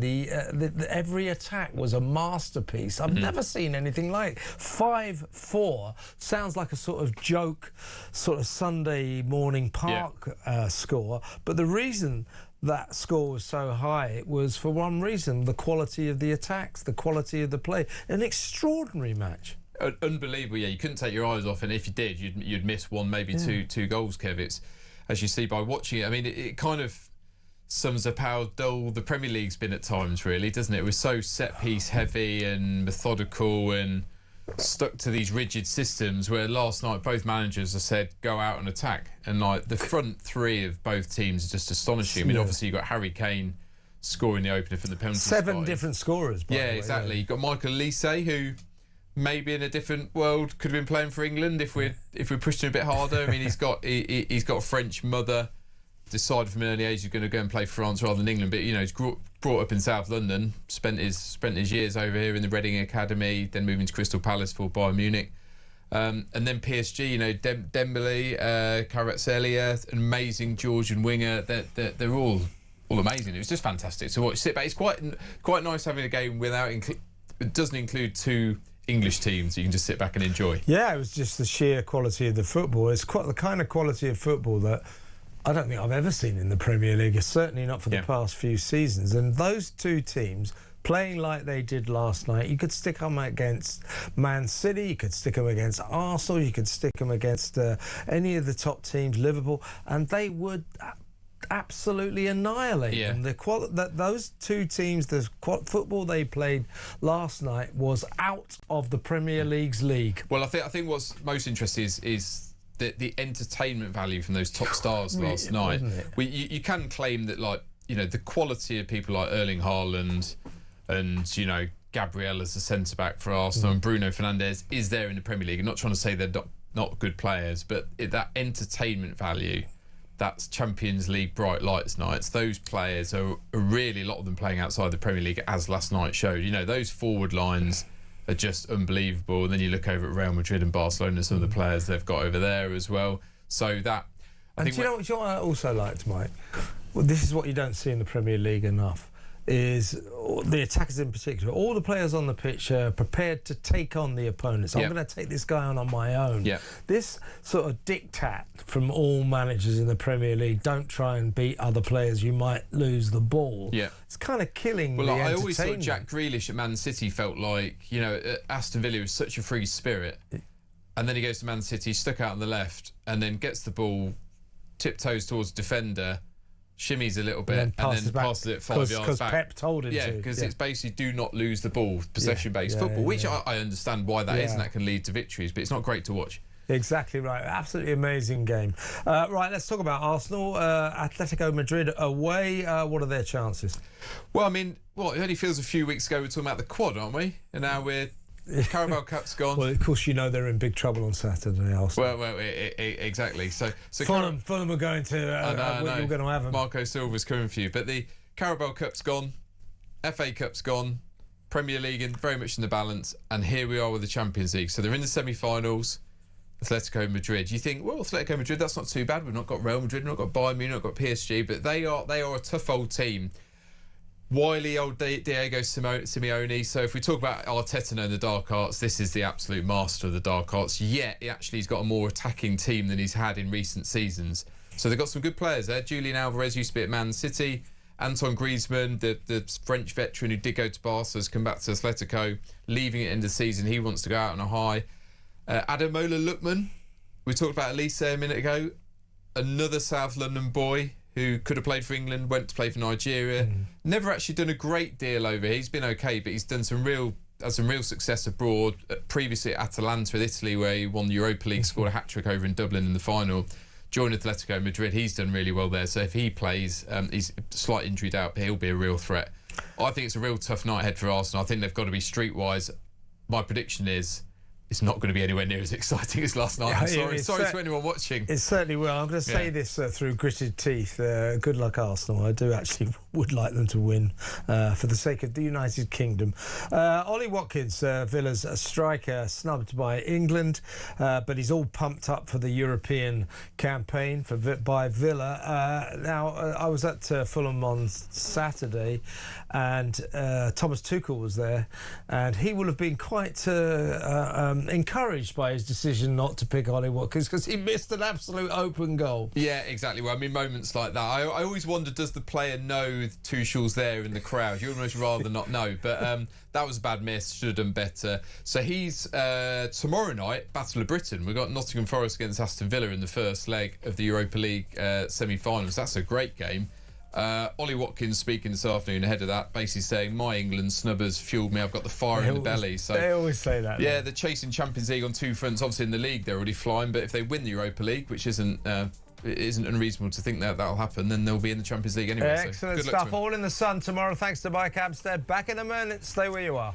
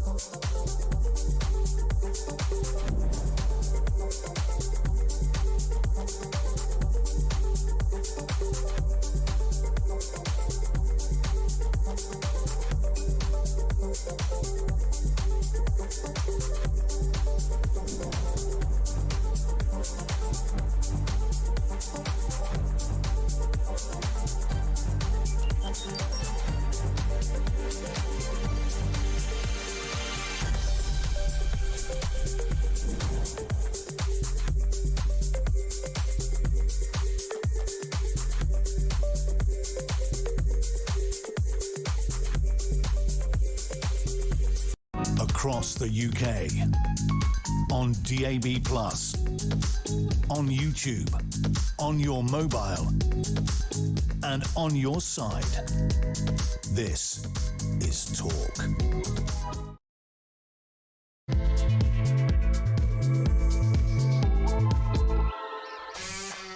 Welcome back. We are sticking with the coverage of this horrific double stabbing in Golders Green. The police have declared it to be a full terrorist incident. We still don't know anything about the assailant, but he was swiftly arrested. He was dealt with extremely stringently by the police. They tasered him, they got him down, and let's say they dealt with him ruthlessly. Let's put it that way. And the reason, there's going to be an outcry, trust me. Put it this way, the guy was kicked in the head a couple of times by these coppers, tased him as he was on the ground. They're being, oh, police brutality. Well, the police are saying, well, the reason for that is we didn't know if he had any explosives on him. It could have been worse. So I really don't want to hear any police brutality nonsense because they were trying to protect the Jewish community there, two of whom had just been stabbed by this maniac. Proud of my colleague, Julia Hartley-Brewer, who's gone down to show her support for the Jewish community in Golders Green. She's down there on the scene. We're going to try and talk to her on the phone in a little while. But in the meantime, let's go over and get his reaction for the next few minutes. He is Deputy Leader of Durham County Council, Reform Leader, of course, Darren Grimes. Welcome, Darren. Oh, thank you very much, Kev. Now, this is a very sad day. I had lots of important stories to talk to you about, but I think we have to stick with what's happened in Golders Green. General disgust about this government, Sadiq Khan, Keir Starmer, Shabana Mahmood, just trolling out the same old platitudes. There's no place for anti-Semitism. We're shocked by this. This will not be tolerated. Shabana Mahmood saying we'll strain every sinew to keep the Jewish community safe. Well, you haven't so far, Shabs, have you? Well, your thoughts about what's happened. This is the third serious anti-Semitic attack on Golders Green in just a few weeks. I live very close to there, so I feel it kind of personally. That community shattered, traumatised. They've had enough, and they don't feel they're being protected by either the police or the government. Something's got to be done, hasn't it, Darren? It absolutely does. I mean, first of all, I would say I agree with your comments on the police doing a fine job today in actually apprehending the assailant there. But if you cast your mind back, Kev, do you remember in 2021 when there was a convoy of people flying Palestinian flags and other foreign flags in the area, and they were shouting through megaphones obscenities like F the Jews, and actually going as far as to say to do unspeakable things to their daughters too. This was caught on camera, right? It was broad daylight. 4 men were charged and 0 of them were convicted. I'm afraid that we have become a soft touch for every supporter of those who want to give succor and support to every obnoxious element who hate Jews, who hate our way of life in this country, who despise everything we stand for, and we are far too tolerant of those who are intolerant of all that we hold dear in life. And I'm afraid to say that I hold directly responsible for the 2 Jewish men being stabbed in Golders Green today and in what has been declared as a terror attack. I hold responsible every politician that comes out with these platitudes every time about mental health. You guess what, Kev? You reap what you sow. And we in Britain have been sowing for a very long time a weakness and a sickness that has led people to believe that the law doesn't apply to them, that actually they can terrify every security official in Europe, and active terror cells are running riot, basically, in Europe too, and they get away with it every single time. And Kev, I have to say, my one sort of the thing driving me most crazy about this is that actually every single day now we've got boats crossing the English Channel unchecked with the kind of people that Iranian-backed terror cells would love nothing less than to give the intel and the wherewithal to be able to commit these kinds of atrocities on the streets of London. And we allow them to come in, no questions asked. The whole thing is an utter lunacy, and it all stems from the weakness of the British state, Kev. Yeah, we have to think about the Iranian connection. There are suggestions that the assailant, we don't know anything about him yet because the police haven't released any details. I think it's about time they did, yes. But they haven't. But we are hearing there may be an Iranian connection, and a lot of these anti-Semitic attacks across the country do seem to have an Iranian connection. So something needs to be done about that. Let me play you. You talked about the platitudes that our politicians always spew in these circumstances. Here's Keir Starmer. He was actually in the House of Commons when news of the latest anti-Semitic atrocity in Golders Green filtered through. Take it away, Prime Minister. Deeply concerning to everyone in this House. There is now a police investigation, and I think we all need to do everything we can to support that investigation and be absolutely clear in our determination to deal with any of these offences, the like of which we've seen too much recently. There's one platitude. Here's another. Here's some more from London Mayor Sadiq Khan. I've lived in London all my life. There's been anti-Semitism faced by Londoners throughout my life and actually for the last few decades. I've never seen the sort of fear my friends, colleagues and neighbours are feeling because they are Jewish. I've never experienced this level of attacks on Jewish people across our country, which today 2 Jewish Londoners are fighting for their lives. People are scared. Jewish people are scared, parents are scared, children are scared, teachers are scared. It cannot be right that simply by virtue of a school being a Jewish school, it requires additional protection. Simply by virtue of a place of worship being a synagogue, it requires additional protection. Simply by virtue of people being Jewish, there needs to be volunteers who represent and act and work in Shomrim and the Community Security Trust. From City Hall, we're going to carry on supporting the Jewish community, carry on investing in the CST and in our police. This must be a wake-up call. And while we're on a roll, Darren, here's a platitude in a statement number 3, this one from the Home Secretary, Shabana Mahmood.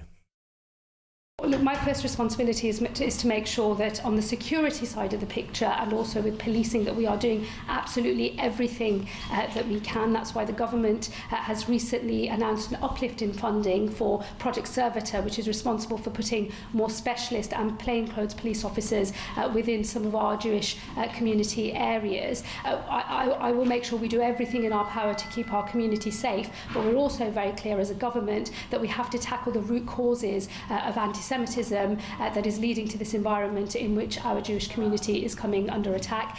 We put money behind education to try to deal with these issues when our children are young so that they understand how we should behave towards one another, to root out hatred before it is able to take hold. And my colleagues in the health department and in other parts of government are reviewing the wider response that we need as a government, because we are absolutely clear, yes, we have to keep our community safe, but we do have to deal with the root causes as well. Well, Home Secretary, would you like some vinaigrette with your word salad? Here is the response of Israel's foreign ministry, Darren. They said Keir Starmer's statements are no substitute for confronting the roots of anti-Semitism, and the UK government can no longer claim that this is under control. Chief Rabbi of Britain, Sir Ephraim Mervis, said words of condemnation are no longer significant. He called for meaningful action after today's horror. I would suggest, right off the bat, Keir Starmer beginning to indicate that he might ban or prescribe as a terrorist group the IRGC, the Iranian Republic Guard Corps, and also ban them, and also ban the Muslim Brotherhood. Both of these organisations are still legal in this country. And maybe think about closing down the Iranian embassy, because the officials at that London embassy this week called on all Iranians in Britain to lay down their life for their they're called to lay down their lives for the Tehran cause. Yes. These platitudes, we've had enough. We have, Kev, and what did these politicians expect when Labour politicians were stood up alongside the likes of the Green Party, who is the most dangerous political party in the United Kingdom of Great Britain and Northern Ireland today? But the Green Party and the Labour politicians said globalise the Intifada. Well, what does globalise the Intifada mean? It means that the likes of what we see committed by Hamas take place within the United Kingdom too. Okay. The kind of terror and that the UAE, for example, bans, Kev. We need to do exactly the same thing here. Agreed, Darren. Can you just bear with us, because I've got Julia Hartley-Brewer down in Golders Green. We'll come back to you in a second. Julia, are you there? I am in Golders Green at the Clock Tower. I know it well, well, tell us how you're feeling. Tell us what the mood is like there. Well, I mean, we are just a few hundred yards away from that horrific terror attack earlier today, which has shocked so many of us, but really shouldn't have, given the spate of attacks we've had on the Jewish community in our country in the last few months. I'm not pretending to be a neutral reporter, because I don't think we should be neutral about whether it's a good thing or a bad thing for Jews in our country to live in fear. And neither, interestingly, does this man, Mark Birkbeck, who has organised this demonstration. And it's a demonstration, Mark, for your organisation, Our Fight. And the key thing about it, it's not Jewish people necessarily speaking up, it's non-Jews, other people, the British people speaking up and saying, not in our name. Absolutely. I think not so much not in our name, but we cannot tolerate this. There's a crisis going on where the Jewish community is under siege. They're under siege from relentless attacks, as you know, arson attacks on synagogues, 4 ambulances firebombed, 2 Jews murdered at the Manchester synagogue, and now the stabbings today. But not only are they under siege and being attacked, some people are saying that they're dreaming it. Some people are saying that they're imagining it. People like Zach Polanski have the audacity to come out and say that this is something that the Jewish community is weaponizing anti-Semitism. So it's really important for us to take a stand here and make sure people recognize the depth of the crisis. And it is important for the vast majority of people in this country who are non-Jews to speak out, because the Jewish community in this country is actually very, very small, in the small hundreds of thousands. And this area, I know it well, I've got family here, is a very strong Jewish community. And although police have been stepping up since the arson attack on the ambulances, their appearances, people don't feel safe. And the reason why they don't feel safe is because, as today has proved, they are not safe in this city, in this country anymore. The reaction to the Metropolitan Police Chief, Sir Mark Rowley, appearing with the local MP there today, the booing that went on, the reaction I've seen online to the London Mayor Sadiq Khan,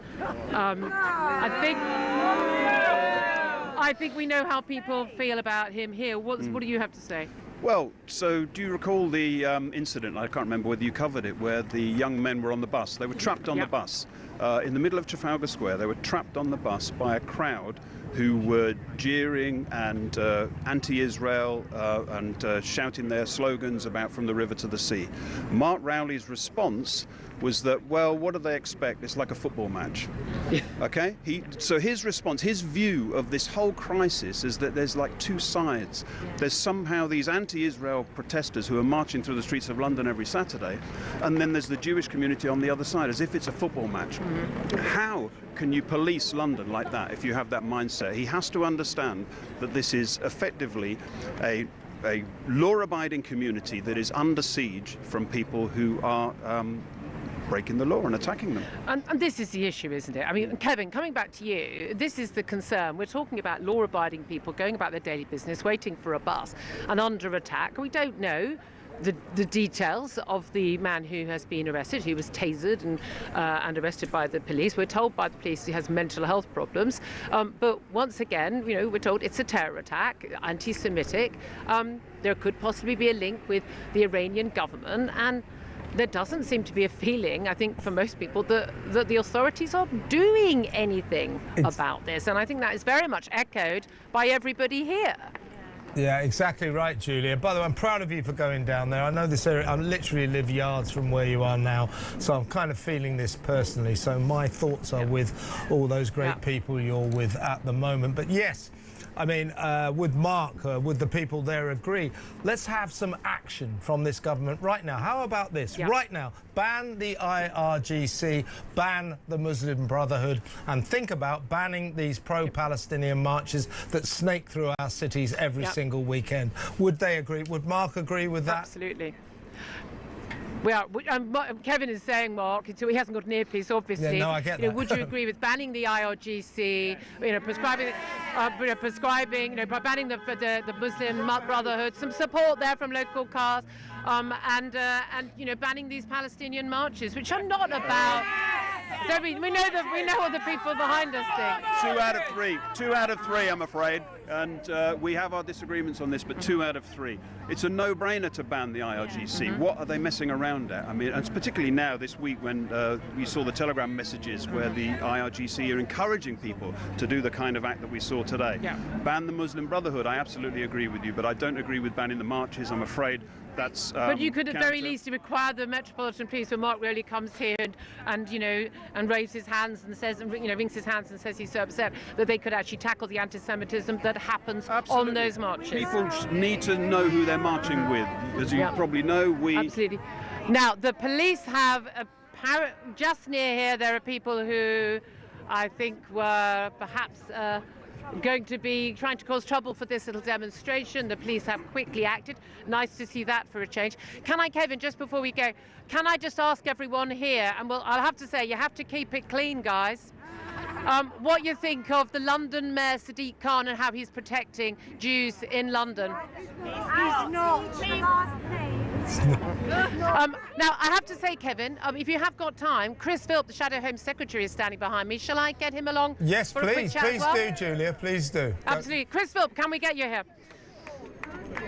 Now, Chris Philp, getting a lot of support from local people here today. You've been here pretty much the whole afternoon. What do you think? It's all very well, lots of platitudes from everybody. What needs to be done so that this never happens again? Yeah, well, it's the second time I've been here on the streets of Golders Green in just a few weeks, following the appalling Hatzola ambulance attack not long ago. And the truth is, Julia, as you say, the time for warm words is over. It is time for action. That needs to start with a massive police presence in areas like Golders Green to protect the Jewish community. It means using counter-terrorism surveillance powers to identify and disrupt anti-Semitic plots.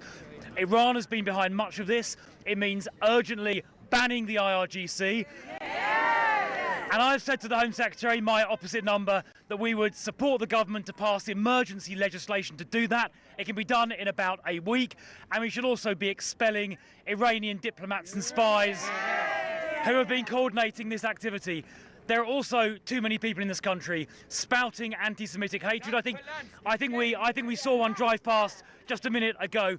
Any foreign citizen in this country who expresses anti-Semitic views, support for extremism or support for terrorism should frankly be deported. There is no place for that in this country. And nor should we tolerate marches on our streets calling for jihad and intifada or the destruction of Israel. It simply fans the flames of hatred, and I've had enough of that on our streets. And also, is there an issue as well? Lots of support for what he's had to say here, Kevin. But is there an issue also where there are an awful lot of people who say, well, it's not my problem. I'm not Jewish. I live in an area. I don't know any Jews. It's not really my problem. It's an issue going on between different groups of people, the Islamists, the Jews.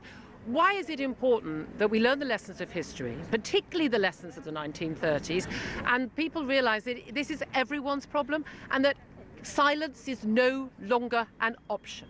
Well, you put it very well, Julia. It is, of course, our problem, because an attack on the Jewish community is an attack on our country, its civilization and our values, and any civilized country should stand up and protect any members of our community who are under attack, and the Jewish community are under attack. And it's time to say enough is enough. It should be the concern of every decent person in this country to protect the Jewish community from the appalling and repeated attacks they've been suffering from. Yeah, absolutely. I couldn't agree with you more on that. And Kevin, just to wrap up, again, I just do think it's really important that people do actually show their solidarity. Speak up, do it on social media, challenge the lies on social media, challenge the politicians, insist that the police do actually act against people when they shout globalise the intifada on these marches.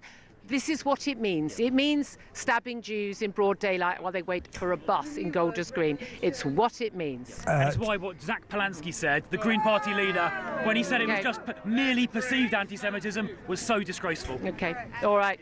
Thank you very much. Chris Philp, Mark Birkbeck from Our Fight. Thank you. Thank you, Kevin. Julia, thank you so much. Very proud of you for going down there and showing solidarity with those poor people. I might go there myself. It's on my journey home, so I might pop in and see them. Let's go to break. When we come back, we'll get some final words from Darren Grimes, shall we? So we'll go to break now and get Darren Grimes back after these messages. Stay where you are.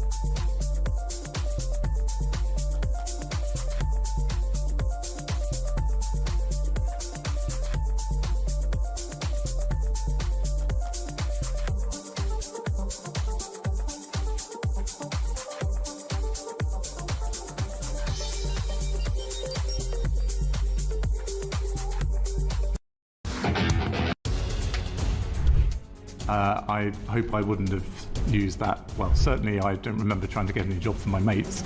Can you get a job? Can you help get a job for ex's mates? But don't tell the Foreign Secretary. I don't think it's completely surprising that the Prime Minister would be so sensitive about the way in which he was dealing with a member of his senior team, and particularly a Director of Communications who's in minute-by-minute contact with the media, that he would want that kept to a very, very tight group of people at the time. Across the UK, on DAB+, on YouTube, on your mobile, and on your side. This is Talk. Welcome back.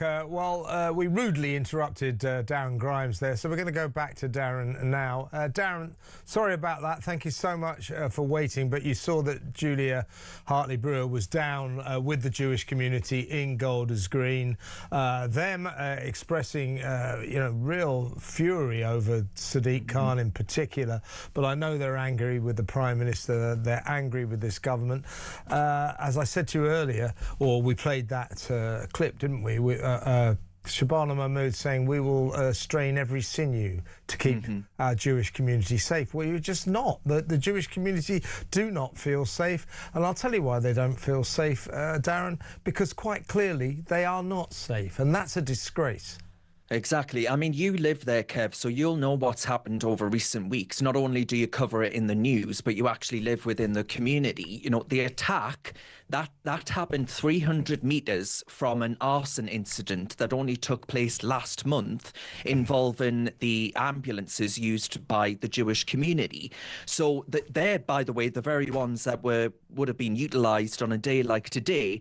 And also it was 500 metres from a memorial wall for October 7th victims that was set alight. So look, to me, if you accept and acknowledge that the vilification and the glorification even of what happened on October 7th is allowed to happen at large within this country, with people saying globalise the intifada and all the rest of it on the streets week in, week out, that actually you give licence to these kinds of people to spread their poison throughout British life. That's my issue with this, Kev. That's what I think we will not be able to actually stop within this country from happening if we do instead reject the meaningless platitudes that come out every time that something like this happens. Well, you've got politicians saying things like the Jewish people have no reason to feel unsafe in a country like Britain. Are you joking? But it's not just Jews that feel unsafe, right? Because once they're done with the Jews, they'll come for yous.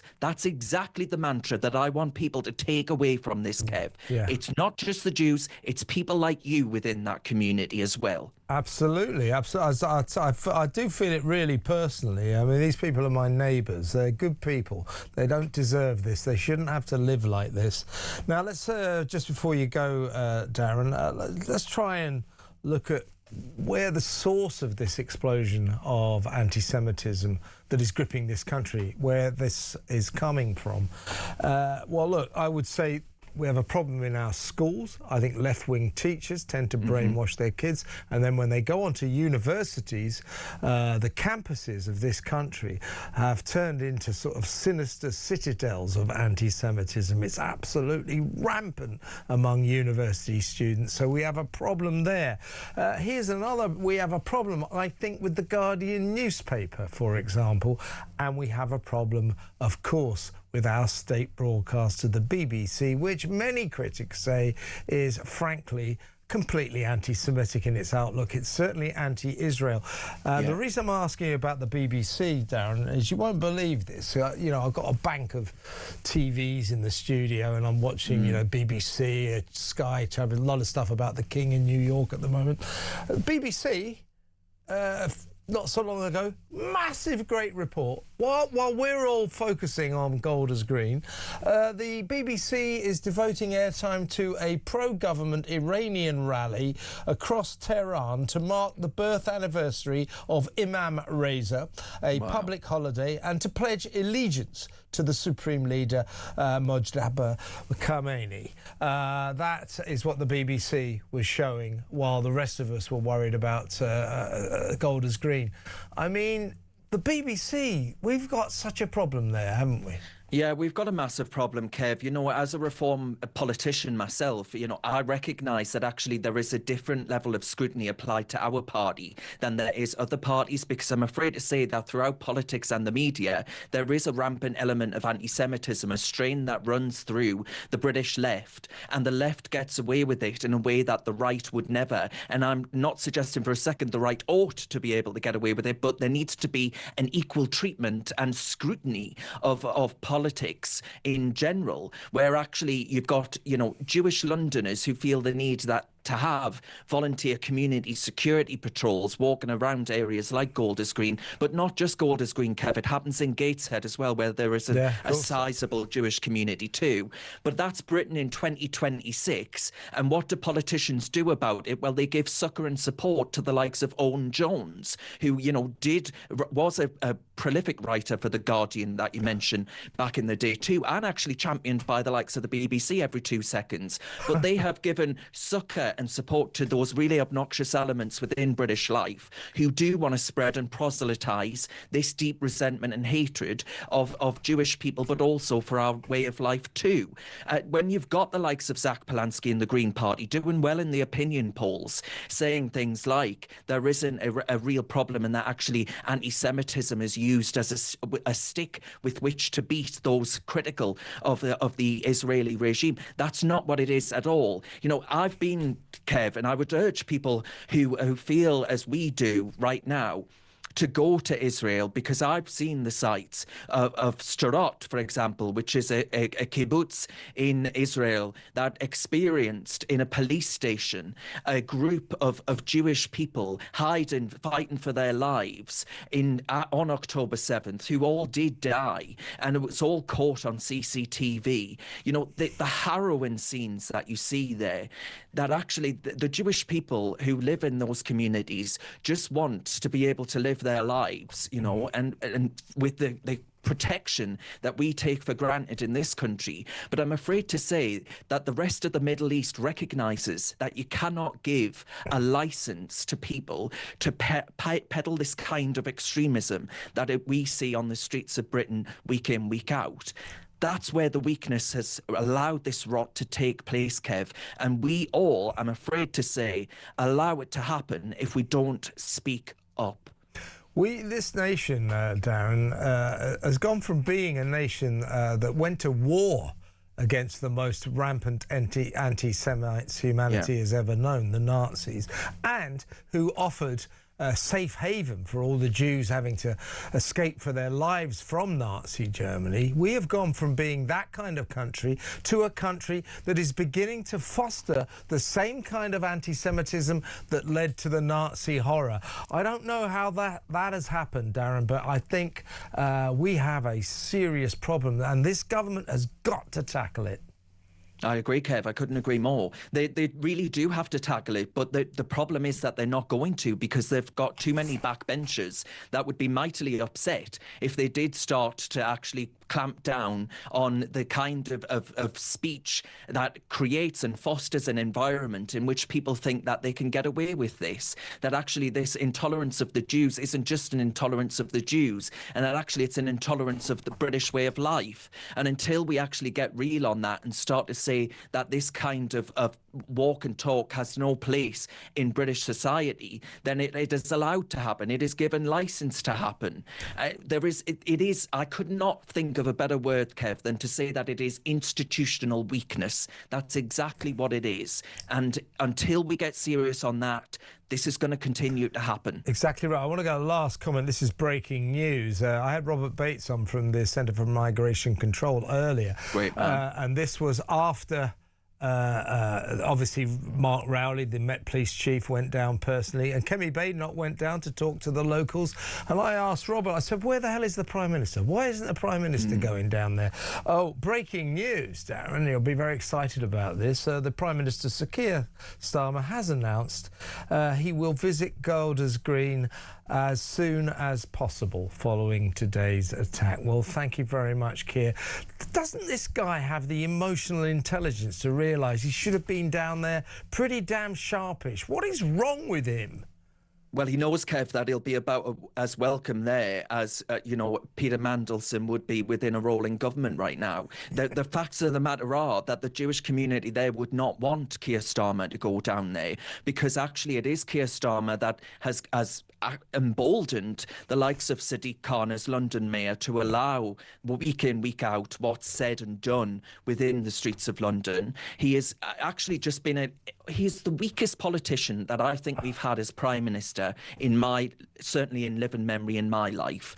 Ultimately, the Jewish community, I imagine they would turn around, Kev, and say to you tonight, when you see them tonight, they'll say, you can stick it where the sun don't shine. I don't think he's on their Christmas card list, to say the least. Listen, Darren, thank you so much for hanging on, and always great to talk to you. Thank you so much, Darren. Darren Grimes there, Deputy Leader of Durham County Council Reform UK, Deputy Leader. Let's go straight to break. After the break, we're going to talk to Stephen Silverman from the Campaign Against Anti-Semitism. That next. Stay tuned.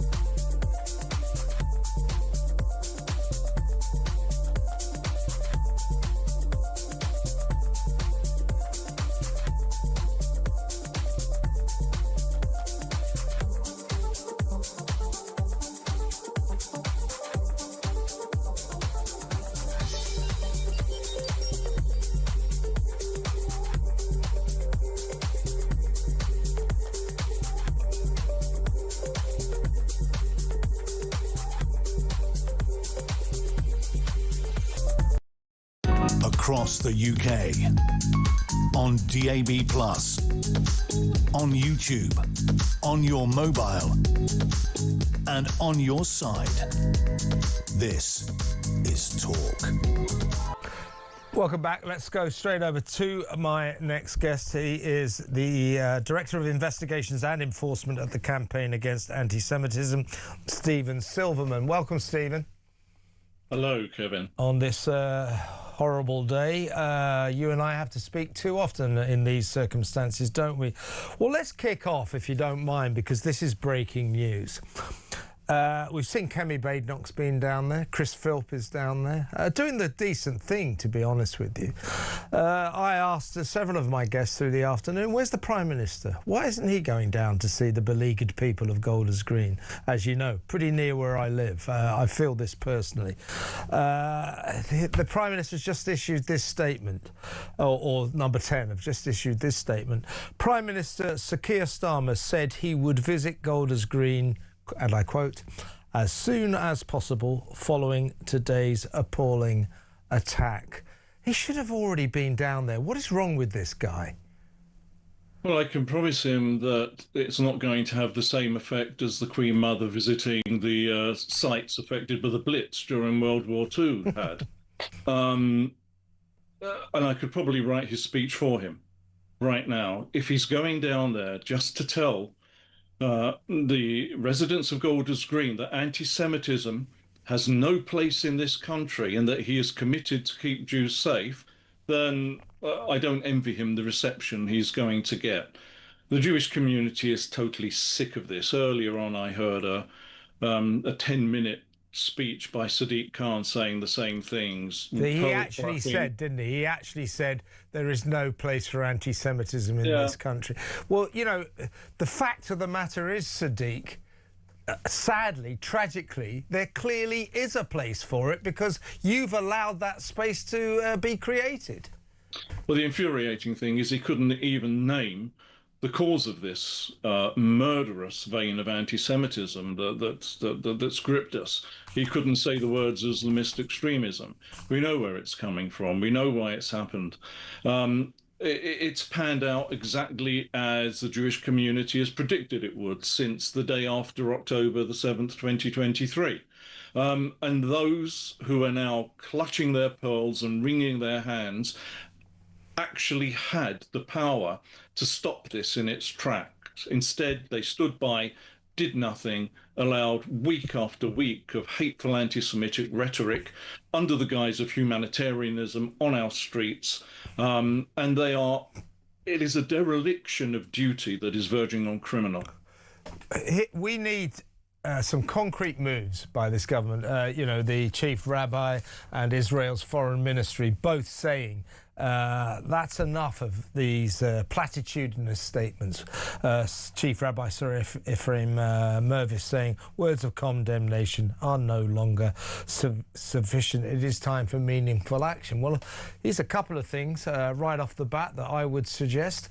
Keir Starmer's been making sounds lately that he might be approaching what he should have done years ago, frankly, and that is by prescribing banning as a terrorist group the IRGC, the Iranian Republic Guard Corps, and also so he's talking about banning that, but he hasn't. So I think it's time to do that, and he should, while he's at it, he should prescribe the Muslim Brotherhood. It is time to do these things, is it not? It's time to do those. That would be a great start. We also need to start coming down like a ton of bricks on mosques that harbour preachers who spew the most vile, hateful anti-Semitic rhetoric as well. That would help too. Look, you look at Germany today, 75, 80 years after World War II, it is a place where Jews are safe, where anti-Semitism is stamped down on hard. That was only possible after a period, a program of denazification. And it is starting to feel that the UK is now in a position where a similar program is going to be necessary, because it's not just about stopping these attacks, arresting people, putting them in prison. It's about unwinding the radicalization of a generation who now believe that it is a mark of their moral standards to hate the entire population of one small country and anyone else who is in the slightest way connected to them. How the UK has allowed itself to get into this position beggars belief. Yeah, I was going to ask you that. How have we come from being the nation that went to war with the most extreme, revolting anti-Semites in human history, the Nazis, and offered safe haven to the Jews fleeing those monsters, Adolf Hitler's monsters? How have we gone from being that nation to the nation we see today, which is gripped by an explosion of the very same kind of anti-Semitism that formed Nazi Germany? How have we made that journey? How did we allow it to happen? What the hell is going on? It's been a combination of things. I think, firstly, it's become very, very clear now to the Jewish community that the new normal after the Holocaust, in which Jews could depend upon being safe again wherever they were, was an aberration. it was a temporary respite, and we are now back to business as usual because the anti-Semitism was lying beneath the surface, waiting to come to the top, and it's been aided by the drive in recent years of identity politics, which brutally divides people in the most simplistic way into the oppressed and the oppressor. And Jews, who have been among the most persecuted people in history, have been placed in the camp of the oppressor. They've also been placed in another camp, loathed by the radical left, that of the capitalists, playing to an anti-Semitic trope about Jews and money. And they have come together with the hatred of Islamist extremism. And Jews are fair game, once again. And it's not being dealt with, and it's not being called out for a whole load of reasons. And those reasons we can only speculate about. Is it indifference? Is it ignorance, a lack of understanding of what's going on? Is it fear? And heaven knows there is now a lot to be fearful of for anyone who chooses to stand up against this. Is it political expediency? We just don't know for sure. All we can do is speculate. But someone has to get a grip. And this is not now just a case of arresting people and putting them in prison. It's going to be about rolling back what has been allowed to grip this country over the last 2.5 years. Because this is not just a danger to the Jews, it is a danger to everyone in this country who values what it once was. Stephen, we've just got a quick bit of footage. This is Keir Starmer has been speaking again about the attacks. A very short clip. Have a look at this. Job to make sure that they feel safe and secure. It's our job to make sure that we absolutely deal with the roots of anti-Semitism and extremism. That is what we will do. He also said, he described this attack, this murderous attack on 2 innocent Jews. By the way, I was just looking at footage of this madman, this maniac chasing an Orthodox Jew down the road. As a matter of interest for you, that poor guy was going to come onto my show. He said, yeah, I will talk. And then I think the horror of it sort of set in. And he sort of started to be very traumatised, and in the end he couldn't come on. But you saw this guy, this maniac, chasing a man down the road. The Prime Minister described this incident, these fatal or these near-fatal stabbings this morning, as, this is what language he used, deeply concerning. It's a bit more than that, isn't it? I mean, those comments will go down like a ton of brick. I said I could have written this speech for him, and look, I have.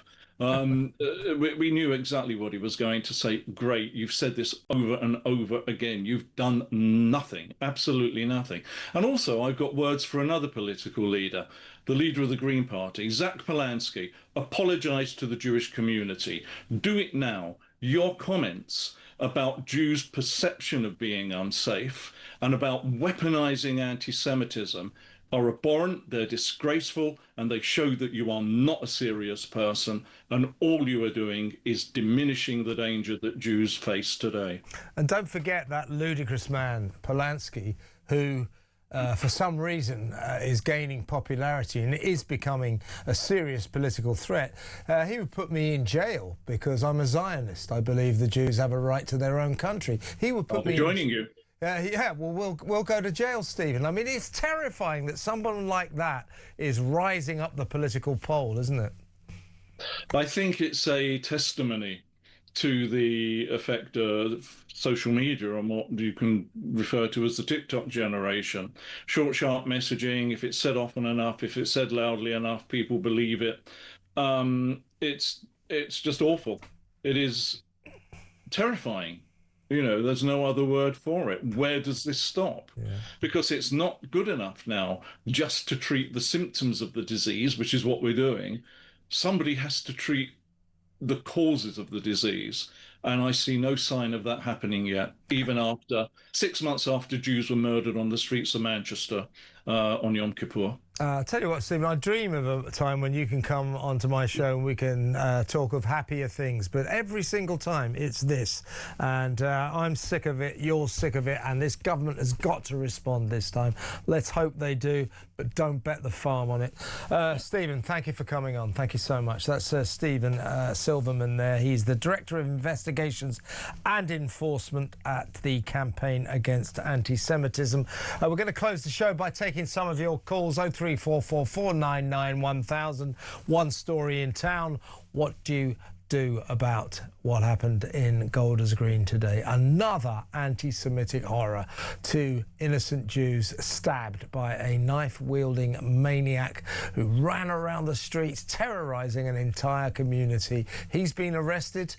We don't know anything about him. About time the police told us something about him, isn't it? But they have declared this to be a full terrorist incident. So the rumours we're hearing about him being connected to Iran may well be true. Your calls next. Stay where you are.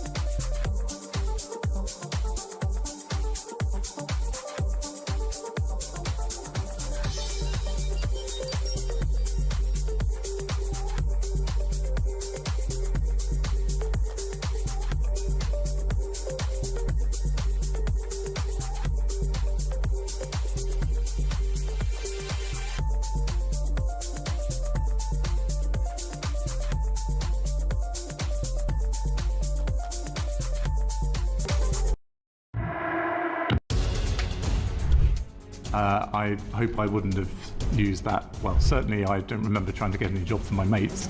Can you get a job? Can you help get a job for ex's mates? But don't tell the Foreign Secretary. I don't think it's completely surprising that the Prime Minister would be so sensitive about the way in which he was dealing with a member of his senior team, and particularly a Director of Communications who's in minute-by-minute contact with the media, that he would want that kept to a very, very tight group of people at the time.